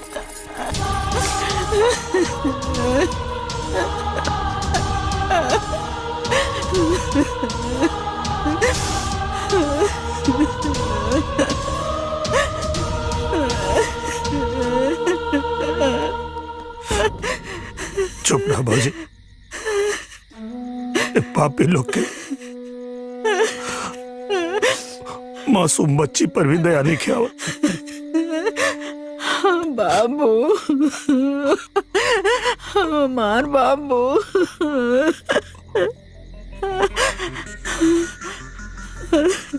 अपने के भाभी तो संभाल अपने आप के। हम उस शिल्पा के देख क्या होता नहीं। हम शिल्पा के देख क्या होता नहीं। शिल्पा, शिल्पा, छोड़िए हमरा के मर जा।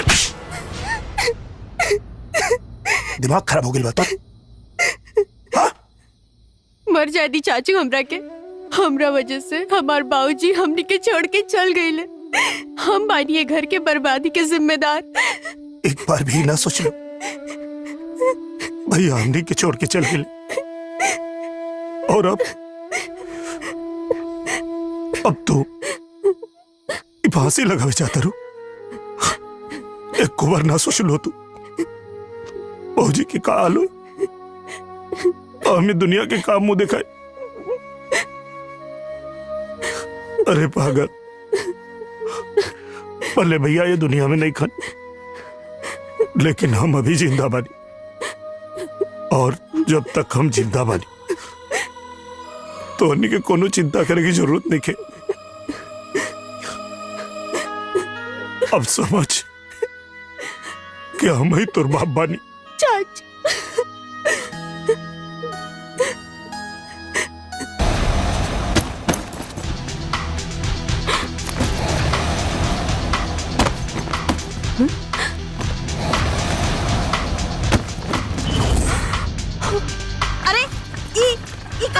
देखिए ना इकरा देख।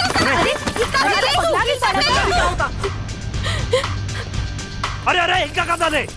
रे रे हमनी के सामान काहे फेंकत रे? तोर दिमाग खराब हो गइल बा का? दिमाग खराब हो गइल बा। चुपचाप घर से निकल जा लोग, ना तो सामान के साथ तोनी लोग के भी उठा के घर से बाहर फेंक दे। ज्यादा ना ढेर गुंडाई मत करा। ये घर तोहार नहीं के, समझ ले? अरे बाप के नहीं के। निकाले घर से। जितेंद्र अपन मुंह संभाल के बात करा। ए, तोहनी के घर में रहे के लायक नहीं खसा। एक घर के बंटवारा ऐसे होता है काहे कि भैया के लिहाज करत रही। और अब एक घर के बंटवारा ना हुई जेकरा में दम होके वो बंटवारा करके दिखावे। पागल हो गए बड़े काट है। पागल नहीं हो गई, पागल पहले नहीं। हमरा आंख में पर्दा पड़ल रहे, हम क्या लगत रहे भौजाई लोग बाहर से आइल बा अपन पर आए करी। तोहनी के सौदर भाई हो के का कैला सन है? का कैला? जॉन भाई अपने खून पसीना के कमाई से तोनी के पाल पोस के बड़ा कैलस, तोनी के लायक बनौलस। वही भाई के बेटी के शादी में पैसा देवे से इनकार कर देला सा। तोने के घर में रह के लायक नहीं खसा। हमरा माथा पे भूत सवार बा। चुपचाप घर से निकल जा लो, ना तो अगर आज तोनी पे हाथ उठावे के पड़ल तब वो हम पीछे ना हटब। जितेंद्र, काहे तू ये घर के तमाशा बनैले बड़ा बाबू? एकदम चुप रह भौजी, कुछ मत बोला। तो के भैया के कसम, तोरा खातिर हमरा मन में बहुत इज्जत बा, लेकिन एकनी के मन में तोरा पति कोनो इज्जत नहीं खे। चुप रहा, एकनी के एक घर में रह के लायक नहीं खसा। भौजी इलाद के भूत हमेशा बात से समझे वाला ना हमेशा। लाठी कहाँ बा? लाठी कहाँ बा? अभी समझाओ तारी। लाठी ले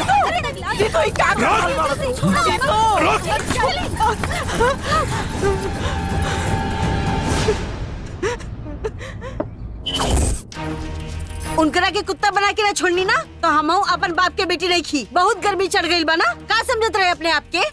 हाँ, ऐसा सबक सिखाई ना कि हमरे आगे पीछे दुम हिलावत रही है। लेकिन छोटके ई कैसे हुई? अरे ओकरे सर पे तो खून सवार बा। हमनी के घर और खेत पे कब्जा कर ली है। हमरे ननिहाल में भी ऐसे ही भाई, उनके दोनों भाई मिलके मामा जी के घर द्वार सब कब्जा कर ले और मामा जी के मार के दोनों टंगरी तोड़ के खटिया पे लिटाई के अस्पताल ले गई ले। आज भी छुटकी, आज भी 10 साल बाद मामा जी ठीक से खड़ा ना हो सकेले। कहीं हमनियों के साथ ऐसा ना।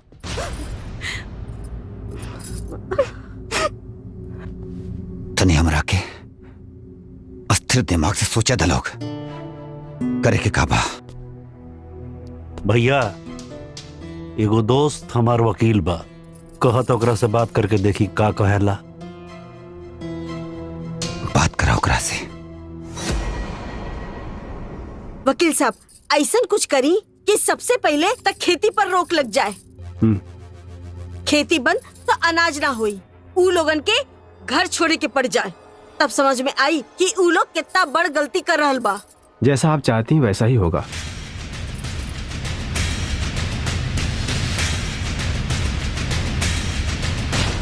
जितेंद्र जी आप ही हैं? जी। आपके नाम कोर्ट का नोटिस आया है। कोर्ट के नोटिस? ये लीजिए। कौन बात के नोटिस? खुद ही पढ़ लीजिएगा, यहाँ साइन कर दीजिए।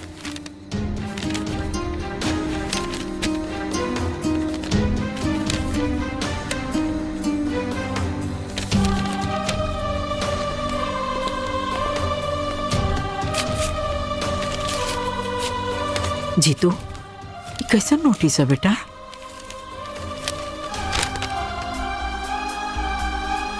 ले।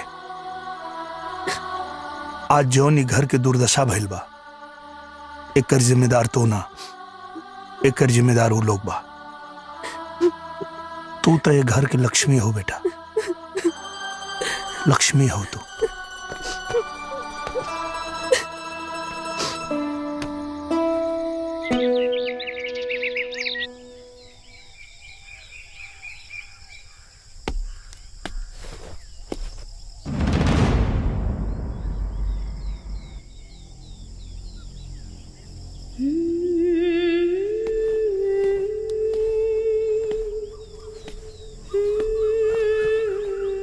मम्मी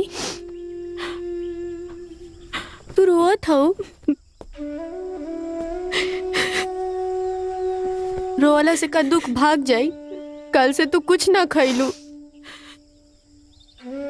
अगर तू कुछ ना खैबू और तारा के कुछ हो जाई तो हमनी के का होई मम्मी?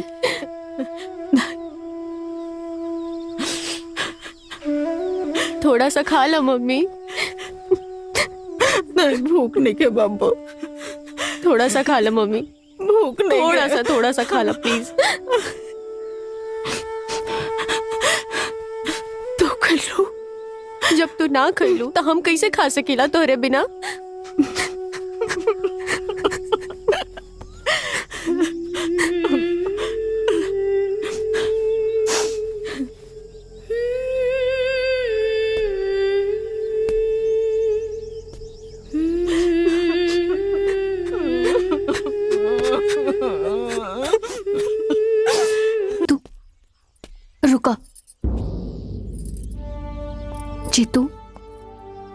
पता बा तू बहुत समस्या में बाड़ा, लेकिन हम तो के ऐसी उदास और निराश नहीं देख सकत। तू हमर जान हवा,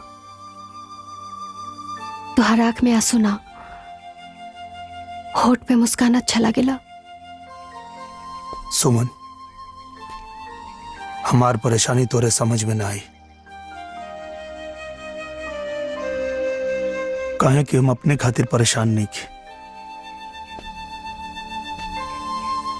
भौजी की हालत देखल नहीं के जात, और अब हमरा समझ में नहीं आवत कि हमनी के मुसीबत से कैसे बाहर निकलेंगे। जीतू, हम तोहरे मन की पीड़ा समझता नहीं। हमके पता बा तोहर बड़का भैया की जगह केहू और ना ले सकेला, बाकी इतना भरोसा जरूर दे, हम तोहरे साथ हमेशा खड़ा बनी। अगर मौत भी आ जाए ना तो हम सामने आके खड़ा हो जाए। और वैसे भी कोर्ट की लड़ाई आंसू से ना बुद्धि से लड़ल जाला। यही से अपना आंसू पोछा और संभाला अपने आप के। हम जाने ले हमार जीतू कमजोर ना, एक बहादुर इंसान बड़े, और बहादुर इंसान कभी हार ना माने ले। जीत तो हार होए।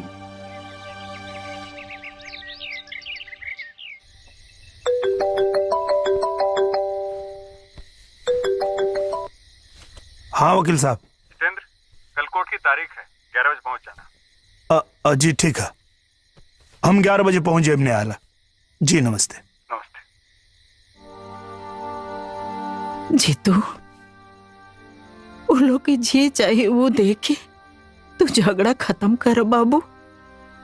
कहे कि घर परिवार के बात ना पुलिस और कोर्ट कचहरी में गई ठीक बात ना होला। बात बहुत आगे बढ़ गई बा भौजी। ओकने के हमार भगवान समान भाई के न जियत जी मान रखला सा, न मोला के बाद। भैया और तुहार खून पसीना सींच के बनावल एक घर के इज्जत के दागदार कर देने सब। हम ओकनी के आगे हार माने वाला नहीं खे। अब जौन फैसला हुई वो न्यायालय में हुई।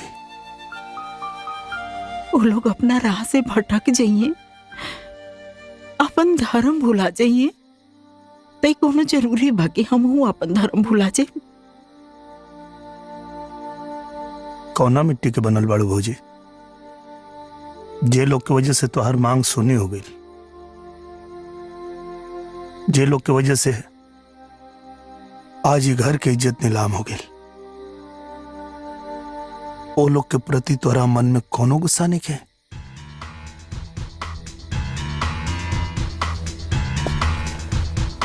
तू ओकनी के माफ कर सकता रू भौजी, लेकिन हम ओकनी के माफ नहीं कर सकत। ना।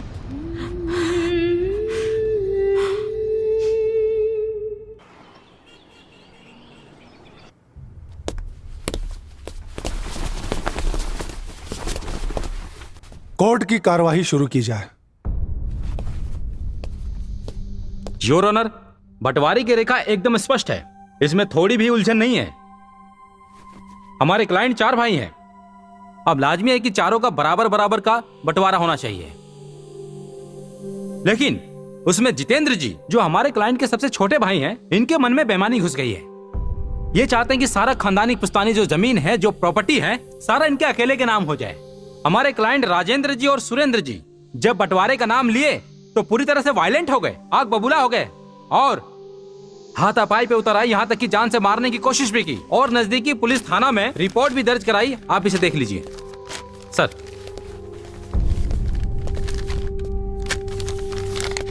योर ऑनर, आपसे मेरी यही रिक्वेस्ट है कि हमारे सुरेंद्र जी और राजेंद्र जी जो बंटवारे की प्रॉपर्टी है, जो जमीन है, उसमें बराबर बराबर का हिस्सा दिलवाया जाए। मैं बस इतना ही कहना चाहूंगा। Thank you. बचाव के वकील को कुछ कहना है? जी योर ऑनर, आपकी इजाजत हो तो हमारा क्लाइंट अपना पक्ष खुद रखना चाहता है आपके समक्ष। इजाजत है। Thank you your honour.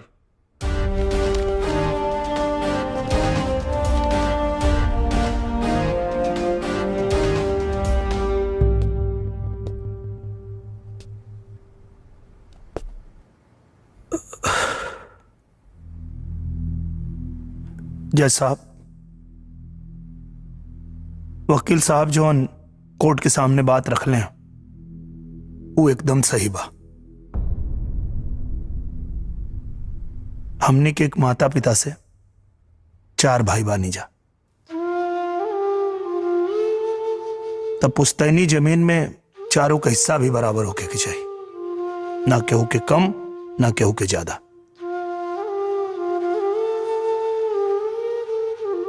लेकिन जज साहब, वकील साहब आधा अधूरी बात बतौले हैं।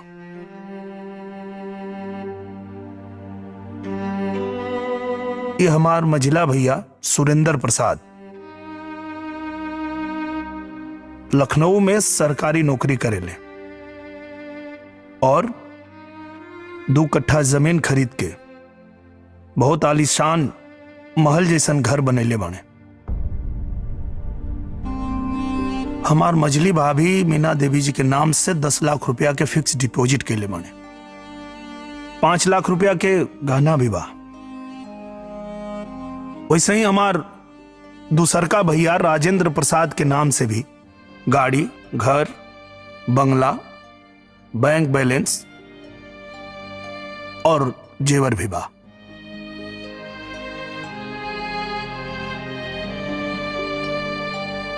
अब आप बताएं जज साहब, मात्र 15 साल में ये लोग ई जौन धन संपत्ति बनैले बा वो केकरे बदौलत बनैले बा? काहे कि हमार बड़का भैया जो बचपन से सिर्फ खेती कैले और वो कुछ ना कर पाइले। सोचे की बात ही बा जज साहब कि हमारे बड़के भैया के नाम से जमा पूंजी तो छोड़ दी, उनके नाम से तो बैंक में खाता भी नहीं के। हमारे बड़की भौजी के पास 2 कनबाली रहे जो ब्याह में उनकर माई देले रही। हमार भैया वो बेच देले ए लोग के पढ़ावे खातिर, ए लोग के नौकरी दियावे खातिर।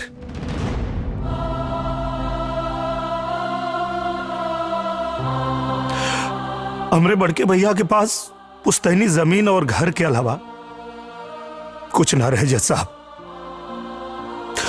जौन भी कमैले परिवार की तरक्की खातिर, परिवार के आगे बढ़ावे खातिर सब खर्च कर देले। योर ऑनर, ये जितेंद्र जी किस्सा कहानी सुना के क्या साबित करना चाहते हैं? बंटवारे का मामला बिल्कुल साफ और सुलझा हुआ है। ऐसी कहानियां सुना के इसका क्या मतलब योर ऑनर? एकर मतलब बा जज साहब, जौन बात हम बता रहल बानी वो किस्सा कहानी नहीं खे, एक हमन जी रहल बानी जा। हमार बात छोड़ दी जज साहब, ये दोनों भाई लोग से पूछी कि अगर बड़का भैया ए लोग के अपने तरह खेती बाड़ी में लगा देले होते, पढ़ाई लिखाई ना होते, नौकरी ना धरीले होते, तो का आज ये लोग अपने नाम से इतना संपत्ति बना पाते? हमार बड़का भैया खुद भूखे रहले, अपने खुद फाटल कुर्ता पहनत रहले, लेकिन परिवार में केहू के कोनो कमी ना होके देले। और जज साहब, अक्सर हम बड़का भैया से पूछत रही, भैया तू अपने नाम से संपत्ति काहे नहीं बनावत? तो हमार भैया का खले,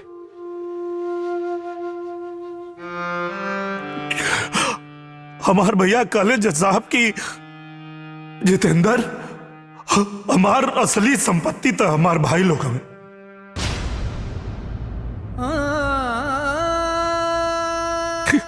और ऐसा देवता समान भाई के बेटी के बियाह होके के टाइम आई तो ही दोनों लोग बंटवारा करे चलाइल जज साहब। हमरे भैया के बंटवारा से भी इनकार ना रहे। हमार भैया तो सिर्फ इतना चाहत रहे कि जब तक हम जीवित बानी तब तक बंटवारा मत करा, हमरे मर गेले के बाद बंटवारा कर लिया लो। योर ऑनर, कोर्ट में फैसला सबूत और गवाह के आधार पर होता है। इसमें सेंटिमेंटल और इमोशनल बात की कोई जगह नहीं होती। सारे सबूत और गवाह हमारे क्लाइंट के पक्ष में है। आप फैसला सुनाइए। हम माननीय न्यायालय के सामने अपन बात रखे के चाहता नहीं जज साहब। आज ही जोन केस पे जीरा चल रहा बा, ई खाली हमरे घर के समस्या नहीं के जज साहब, ई देश के हर घर के समस्या बा। संयुक्त परिवार भारतीय संस्कृति के सबसे बड़ धरोहर, और यहां हमने के सब लोग संयुक्त परिवार से बनी जा। लेकिन हमने के देख रहा बानी जा कि आज अपन अलग से बनावे के आपा धापी में लोग अपन ईमान धर्म सब छोड़ रहा बा जज साहब। ये बात बिल्कुल सही बा कि कोर्ट में भावना खातिर कोनो जगह नहीं खे, लेकिन जज साहब परिवार बिना भावना के ना चल पाई। परिवार के फले फूले खातिर के त्याग, तपस्या और भावना की जरूरत पड़ेला जज साहब। ममता, प्यार और त्याग, यह परिवार रूपी नदी के जीवन धारा आ जज साहब। और अगर ये धारा सूख गई फिर न कोनो घर बची, न कोनो परिवार बची, न कोनो समाज बची, न कोनो राष्ट्र बची, और ना ही मानवता बची जज साहब। संपत्ति के अधिकार में कानून के नए सिरे से सोचे के चाहिए, बदलाव करे के चाहिए। यहां लोग न्याय खातिर आवेला जज साहब, कहे कि न्याय के मंदिर है। और हम ये आज कहे कि चाहता नहीं जज साहब कि केहू और के हिस्सा से हमके एक फूटी कौड़ी ना चाहिए। बस न्याय चाहिए जज साहब, न्याय चाहिए।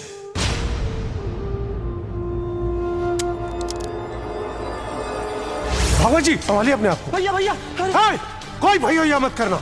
ये केस तो खत्म हो गया और मेरे मुवक्किल को न्याय नहीं मिला। बंटवारे की आड़ में रिश्तों का और दिलो दिमाग का बंटवारा पहले ही हो जाता है। मैं अदालत से पूछना चाहता हूं कि ये बंटवारा कब तक अपनों से अपनों की जान लेता रहेगा, क्योंकि जब अदालत से न्याय होता है तो एक के घर में तो दिया जलता है लेकिन दूसरे के घर में अंधेरा हो जाता है मिलॉर्ड।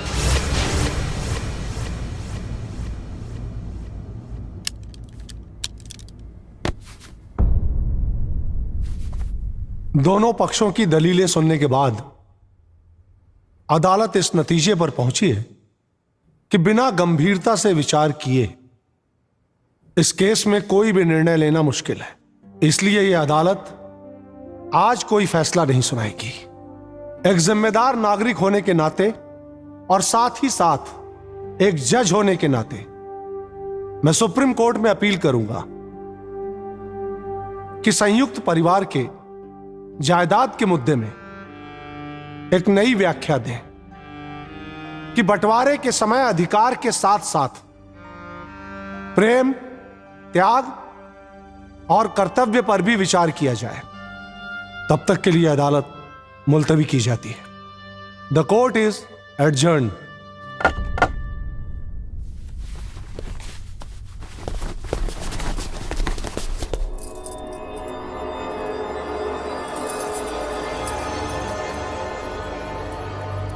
इतना देर हो गई अभी तक ना आइले। पता ना कोर्ट में का होत हुई। ना छुटकी, सब ठीक हुई, तू चिंता ना करा। हमके लगा था वो लोग आ गए। तू बैठा, हम देख के आवत तनी।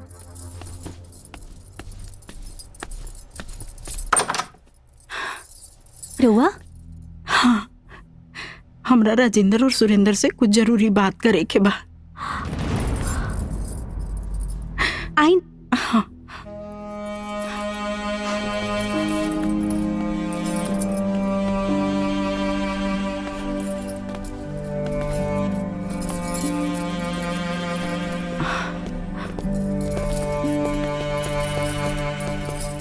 भाव लागत आनी भाभी। खुश रह बेटा, खुश रह। प्रणाम भाभी। खुश रह।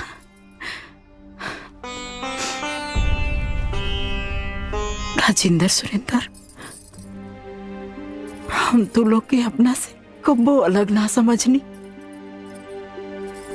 जब हम बियाह करके वो घर में आयल रही तो तोहर बड़का भैया पहला रात के हमरा से एगो वचन ले ले रही कि हम तो तीनों भाई के अपन देवर ना अपन बेटा मानब। भगवान जाने कि आज भी हम उहे माने नहीं। तू लोग के कबो कोनो छोट भाव से हम ना देखनी।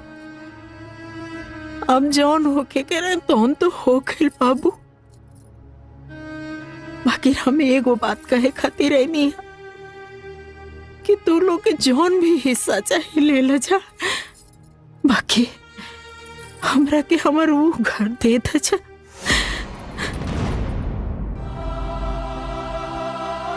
काहे कि वो घर में हमरे जिंदगी के सारा रिश्ता नाता, सारा दुख सुख जुड़ल बा। हम ये कहे खातिर आ गई नहीं और कोर्ट से केस वापिस लेला हमार बाबू, हमार घर हमरा के दे दा। काहे कि कोर्ट में हम अपना घर के तमाशा नहीं की बनावल चाहत। बड़की दीदी, अब जे हुई उ कोर्ट से हुई। रवा जाइए जैसे, कोनो इमोशनल ड्रामा काम न करी, जाइए जैसे। ना छोटी, तू ऐसा काहे बोला तड़ू? हम यहाँ कोनो इमोशनल ड्रामा करे खातिर नहीं आइल। अच्छा, तो रउआ यहाँ काहे आई नी? हाँ, देखले रहनी ना ओ दिन कैसे जितेंद्र हमनी के ऊपर रावण जैसन गरजत रहे, कैसे जितेंद्र बाबू हमनी के लाठी लेके दौड़ौले रहे। तब कहाँ गए रहे राउर इमोशन, राउर भेदभाव और ई जोन मोट मोट आंसू बहता, ई कहाँ गए रहे ओ दिन? ठीक है कहलू दीदी, सही मुद्दा उठौलू हा। उ दिन तो बड़का शेर बनत रहे ना। कोर्ट देख के अकल ठिकाने आ गई। उनके ऐसे मुक्ति ना मिली, ओकरा के जेल भिजवाए के ही पड़ी। ई कसम खैले बानी। जाइए जैसे, जाइए। इतना कठोर मत बना तू लोग। हमरा जितेंद्र से जौन भी गलती हो गई ओकरा लिए हम माफी मांगे खातिर आयल बनी। हमरा के माफ करता जा। छोटे, हम बड़ होके तोहरा गोड़ पड़ता नहीं। जाइए जैसे।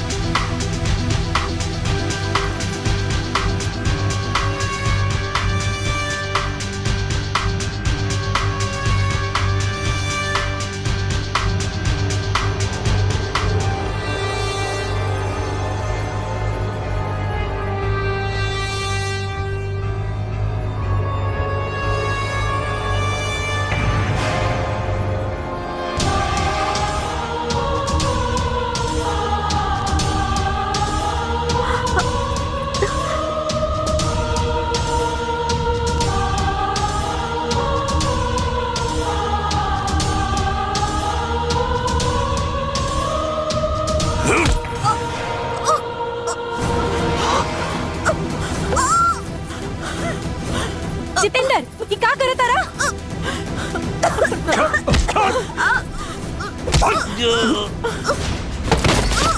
तो हिम्मत कैसे भइल रे हमरा भाभी के हाथ लगावे के? जान से मार दे तोके। जितेंद्र, छोड़ उनके, छोड़ उनके भाई। छोड़ हमरा के।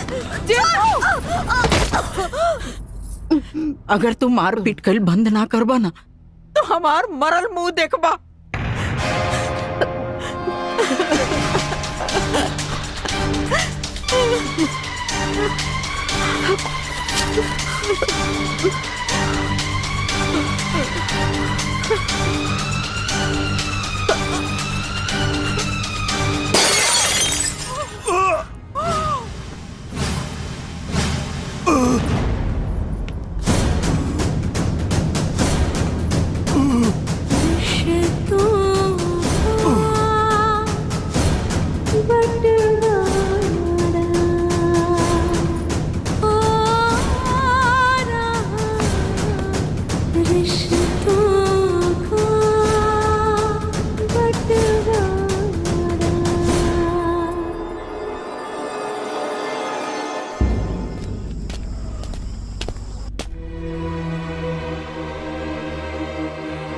तरह नहीं पता तू कितना बड़ा पागलपन कर चुकल बड़ू।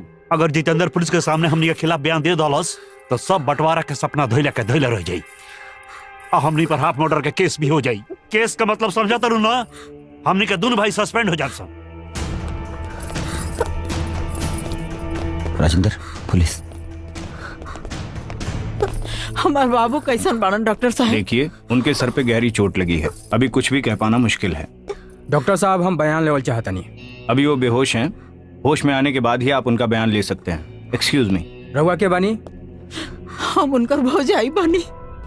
इनकरा के चोट कैसे लागल? इंस्पेक्टर साहब इनमें हमार गलती बा। हम अपना देवर देवरानी से बात करत रहनी और तभी जितेंद्र आके मारपीट शुरू कर देलन। हम उनकरा के बड़ी मना कईनी लेकिन वो मानते ना रहे। फिर हम अपना हाथ से उनका के धक्का दे देली और गिर गईला। फिर उनकर सिर फट गईल, बेहोश हो गईलन हमार बाबू। हमार गलती बा, हम दोषी बनी। ठीक बा, पर जब तक जितेंद्र के बयान नहीं के हो जात रहुआ जे रही। हाँ, हाँ। भाभी ए जी कहाँ जाता नहीं है? नहीं आई जरा आई चली।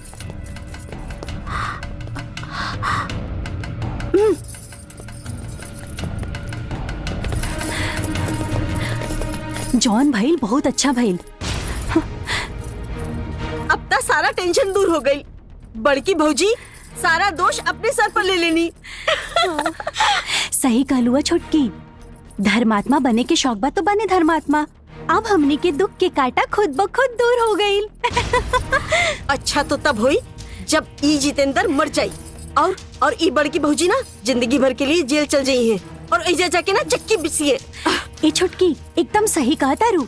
अब सारा धन दौलत जमीन जायदाद हमने के हो जाई।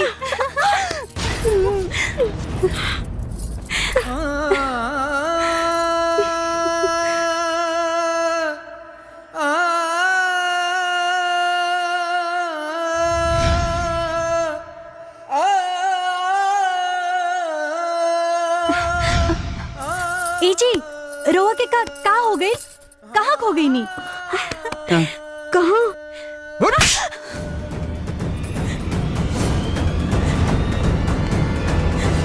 चुप बेरहम औरत। का करल बानी? भैया ठीक कैला हन, ई काम हमरो बहुत पहले करे के चाहत रहे। राजेंद्र सुरेंद्र ये तू लोग का करत बड़ा जा। मत रुका भौजी, ये दोनों वही के काबिल बाड़ी सन। पूरे घर के तबाह कर दलिस भाभी। चुप रहा तू। औरत पे दोष लगाओ तो बड़ी आसान बा। काहे कि खाली औरतिये के दोष ना होला, पुरुष भी बराबर के दोषी होला।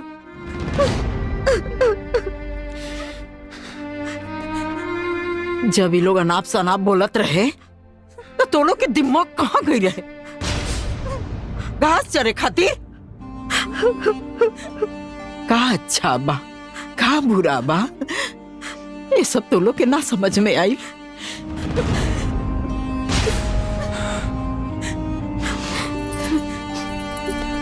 डॉक्टर साहब पेशेंट को होश आ गया।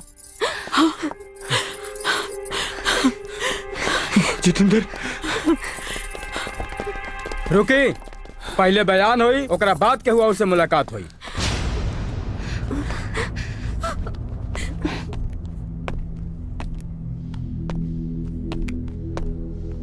हम इलाका के थाना इंचार्ज बानी। हमरा के खबर मिलल है कि तोहरा साथे मारपीट भइल है। बिना डरे खुल के बतावा हमरा के ये मरलस तो है के और ई माथा में चोट कैसे लागल?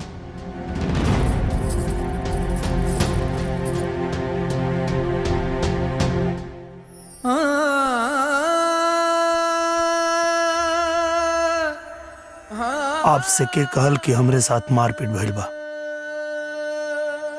हमारे साथ कोनो मारपीट नहीं के भइल।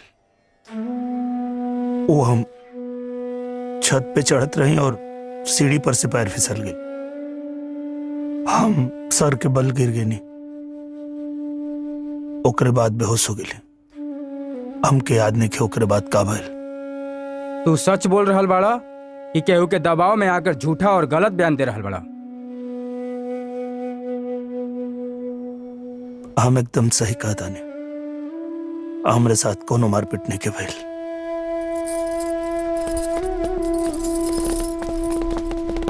ठीक बा,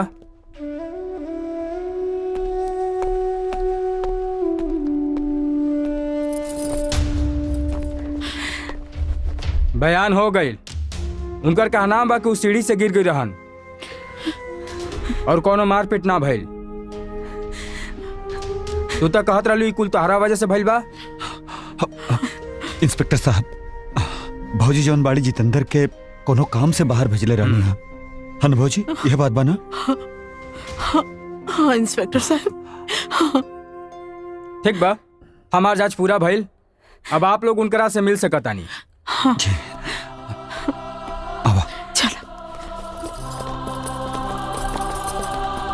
बाबू, हमार बाबू।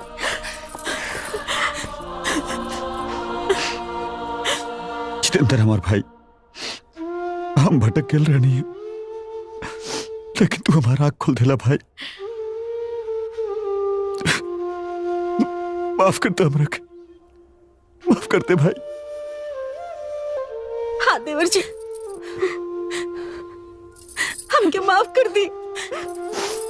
अरे भाभी का कर धरो भैया, तने लोग से हमके कोनो शिकायत नहीं के।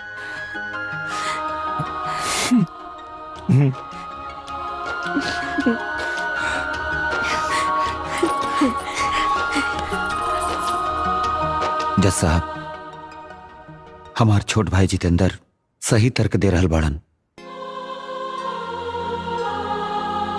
जब पुश्तैनी जायदाद के बंटवारा हो सकेला तो नौकरी करके इकट्ठा कैल जायदाद में बंटवारा काहे ना हो सकेला?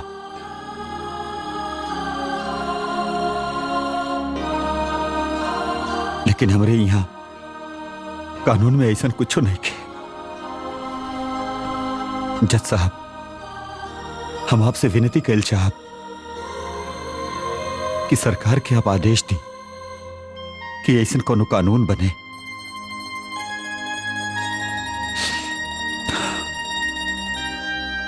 रहल बात जज साहब केस के, तो हम केस वापस लेता नहीं।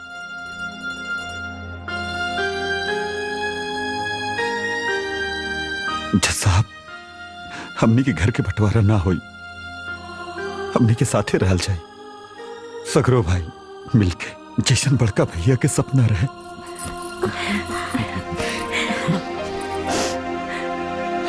Good,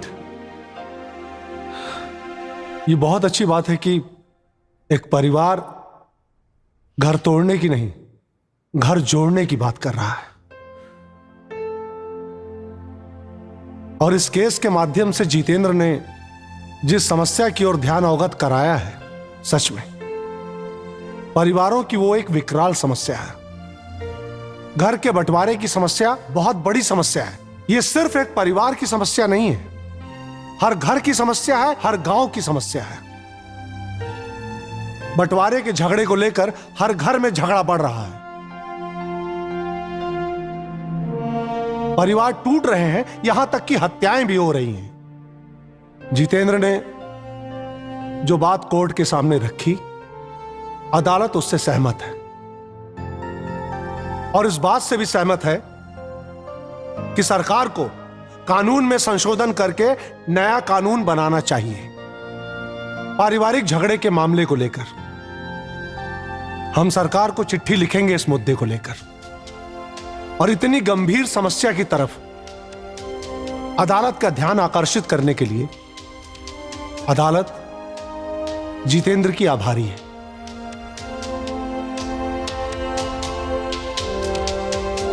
the court is adjourned.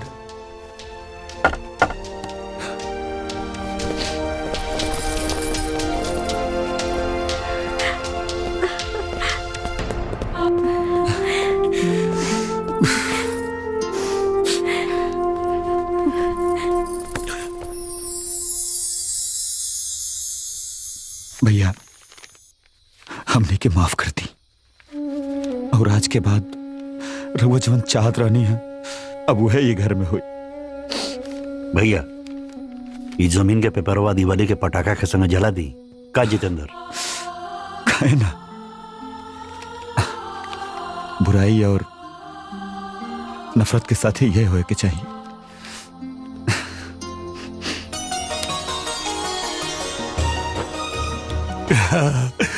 बुराई सब जल गई।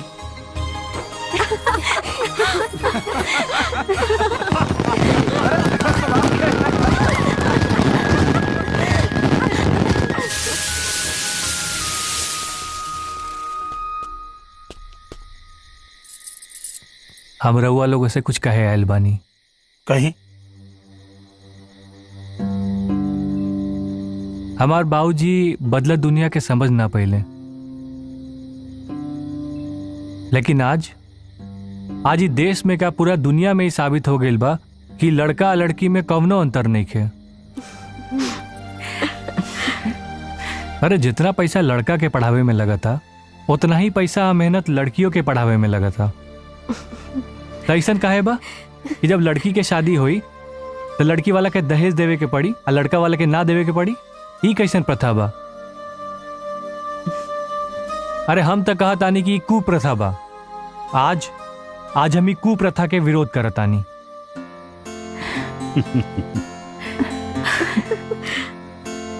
हमके माफ कर दे,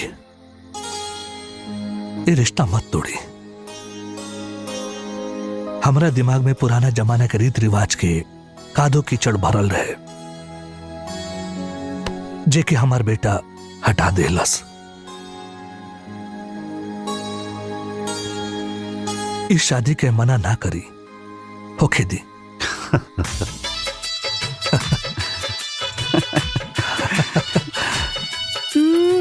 वक्रतुंड महाकाय सूर्यकोटि समाप्रभा। चला हमने भी शादी कर ली। अरे ऐसे कैसे शादी करबो? तैयारी खातिर थोड़ा वक्त भी तो चाहिए। भर्गो देवस्य धीमहि धियो यो न प्रचोदयात्। ओम गणानान्त्वा गणपतिगुं हवामहे निधिनान्त्वा निधिपतिगुं हवामहे प्रियानान्त्वा। तनी बुद्धि अप्लाई करी। अच्छा हाँ तो अभी टाइम लगी ना। जी हम कोर्ट मैरिज की बात करे तनी। अच्छा सब पता करके बैठल बाड़ू। सही बात। दोनों जाने पति पत्नी हो गए लोगन। तो कर लिया जाओ।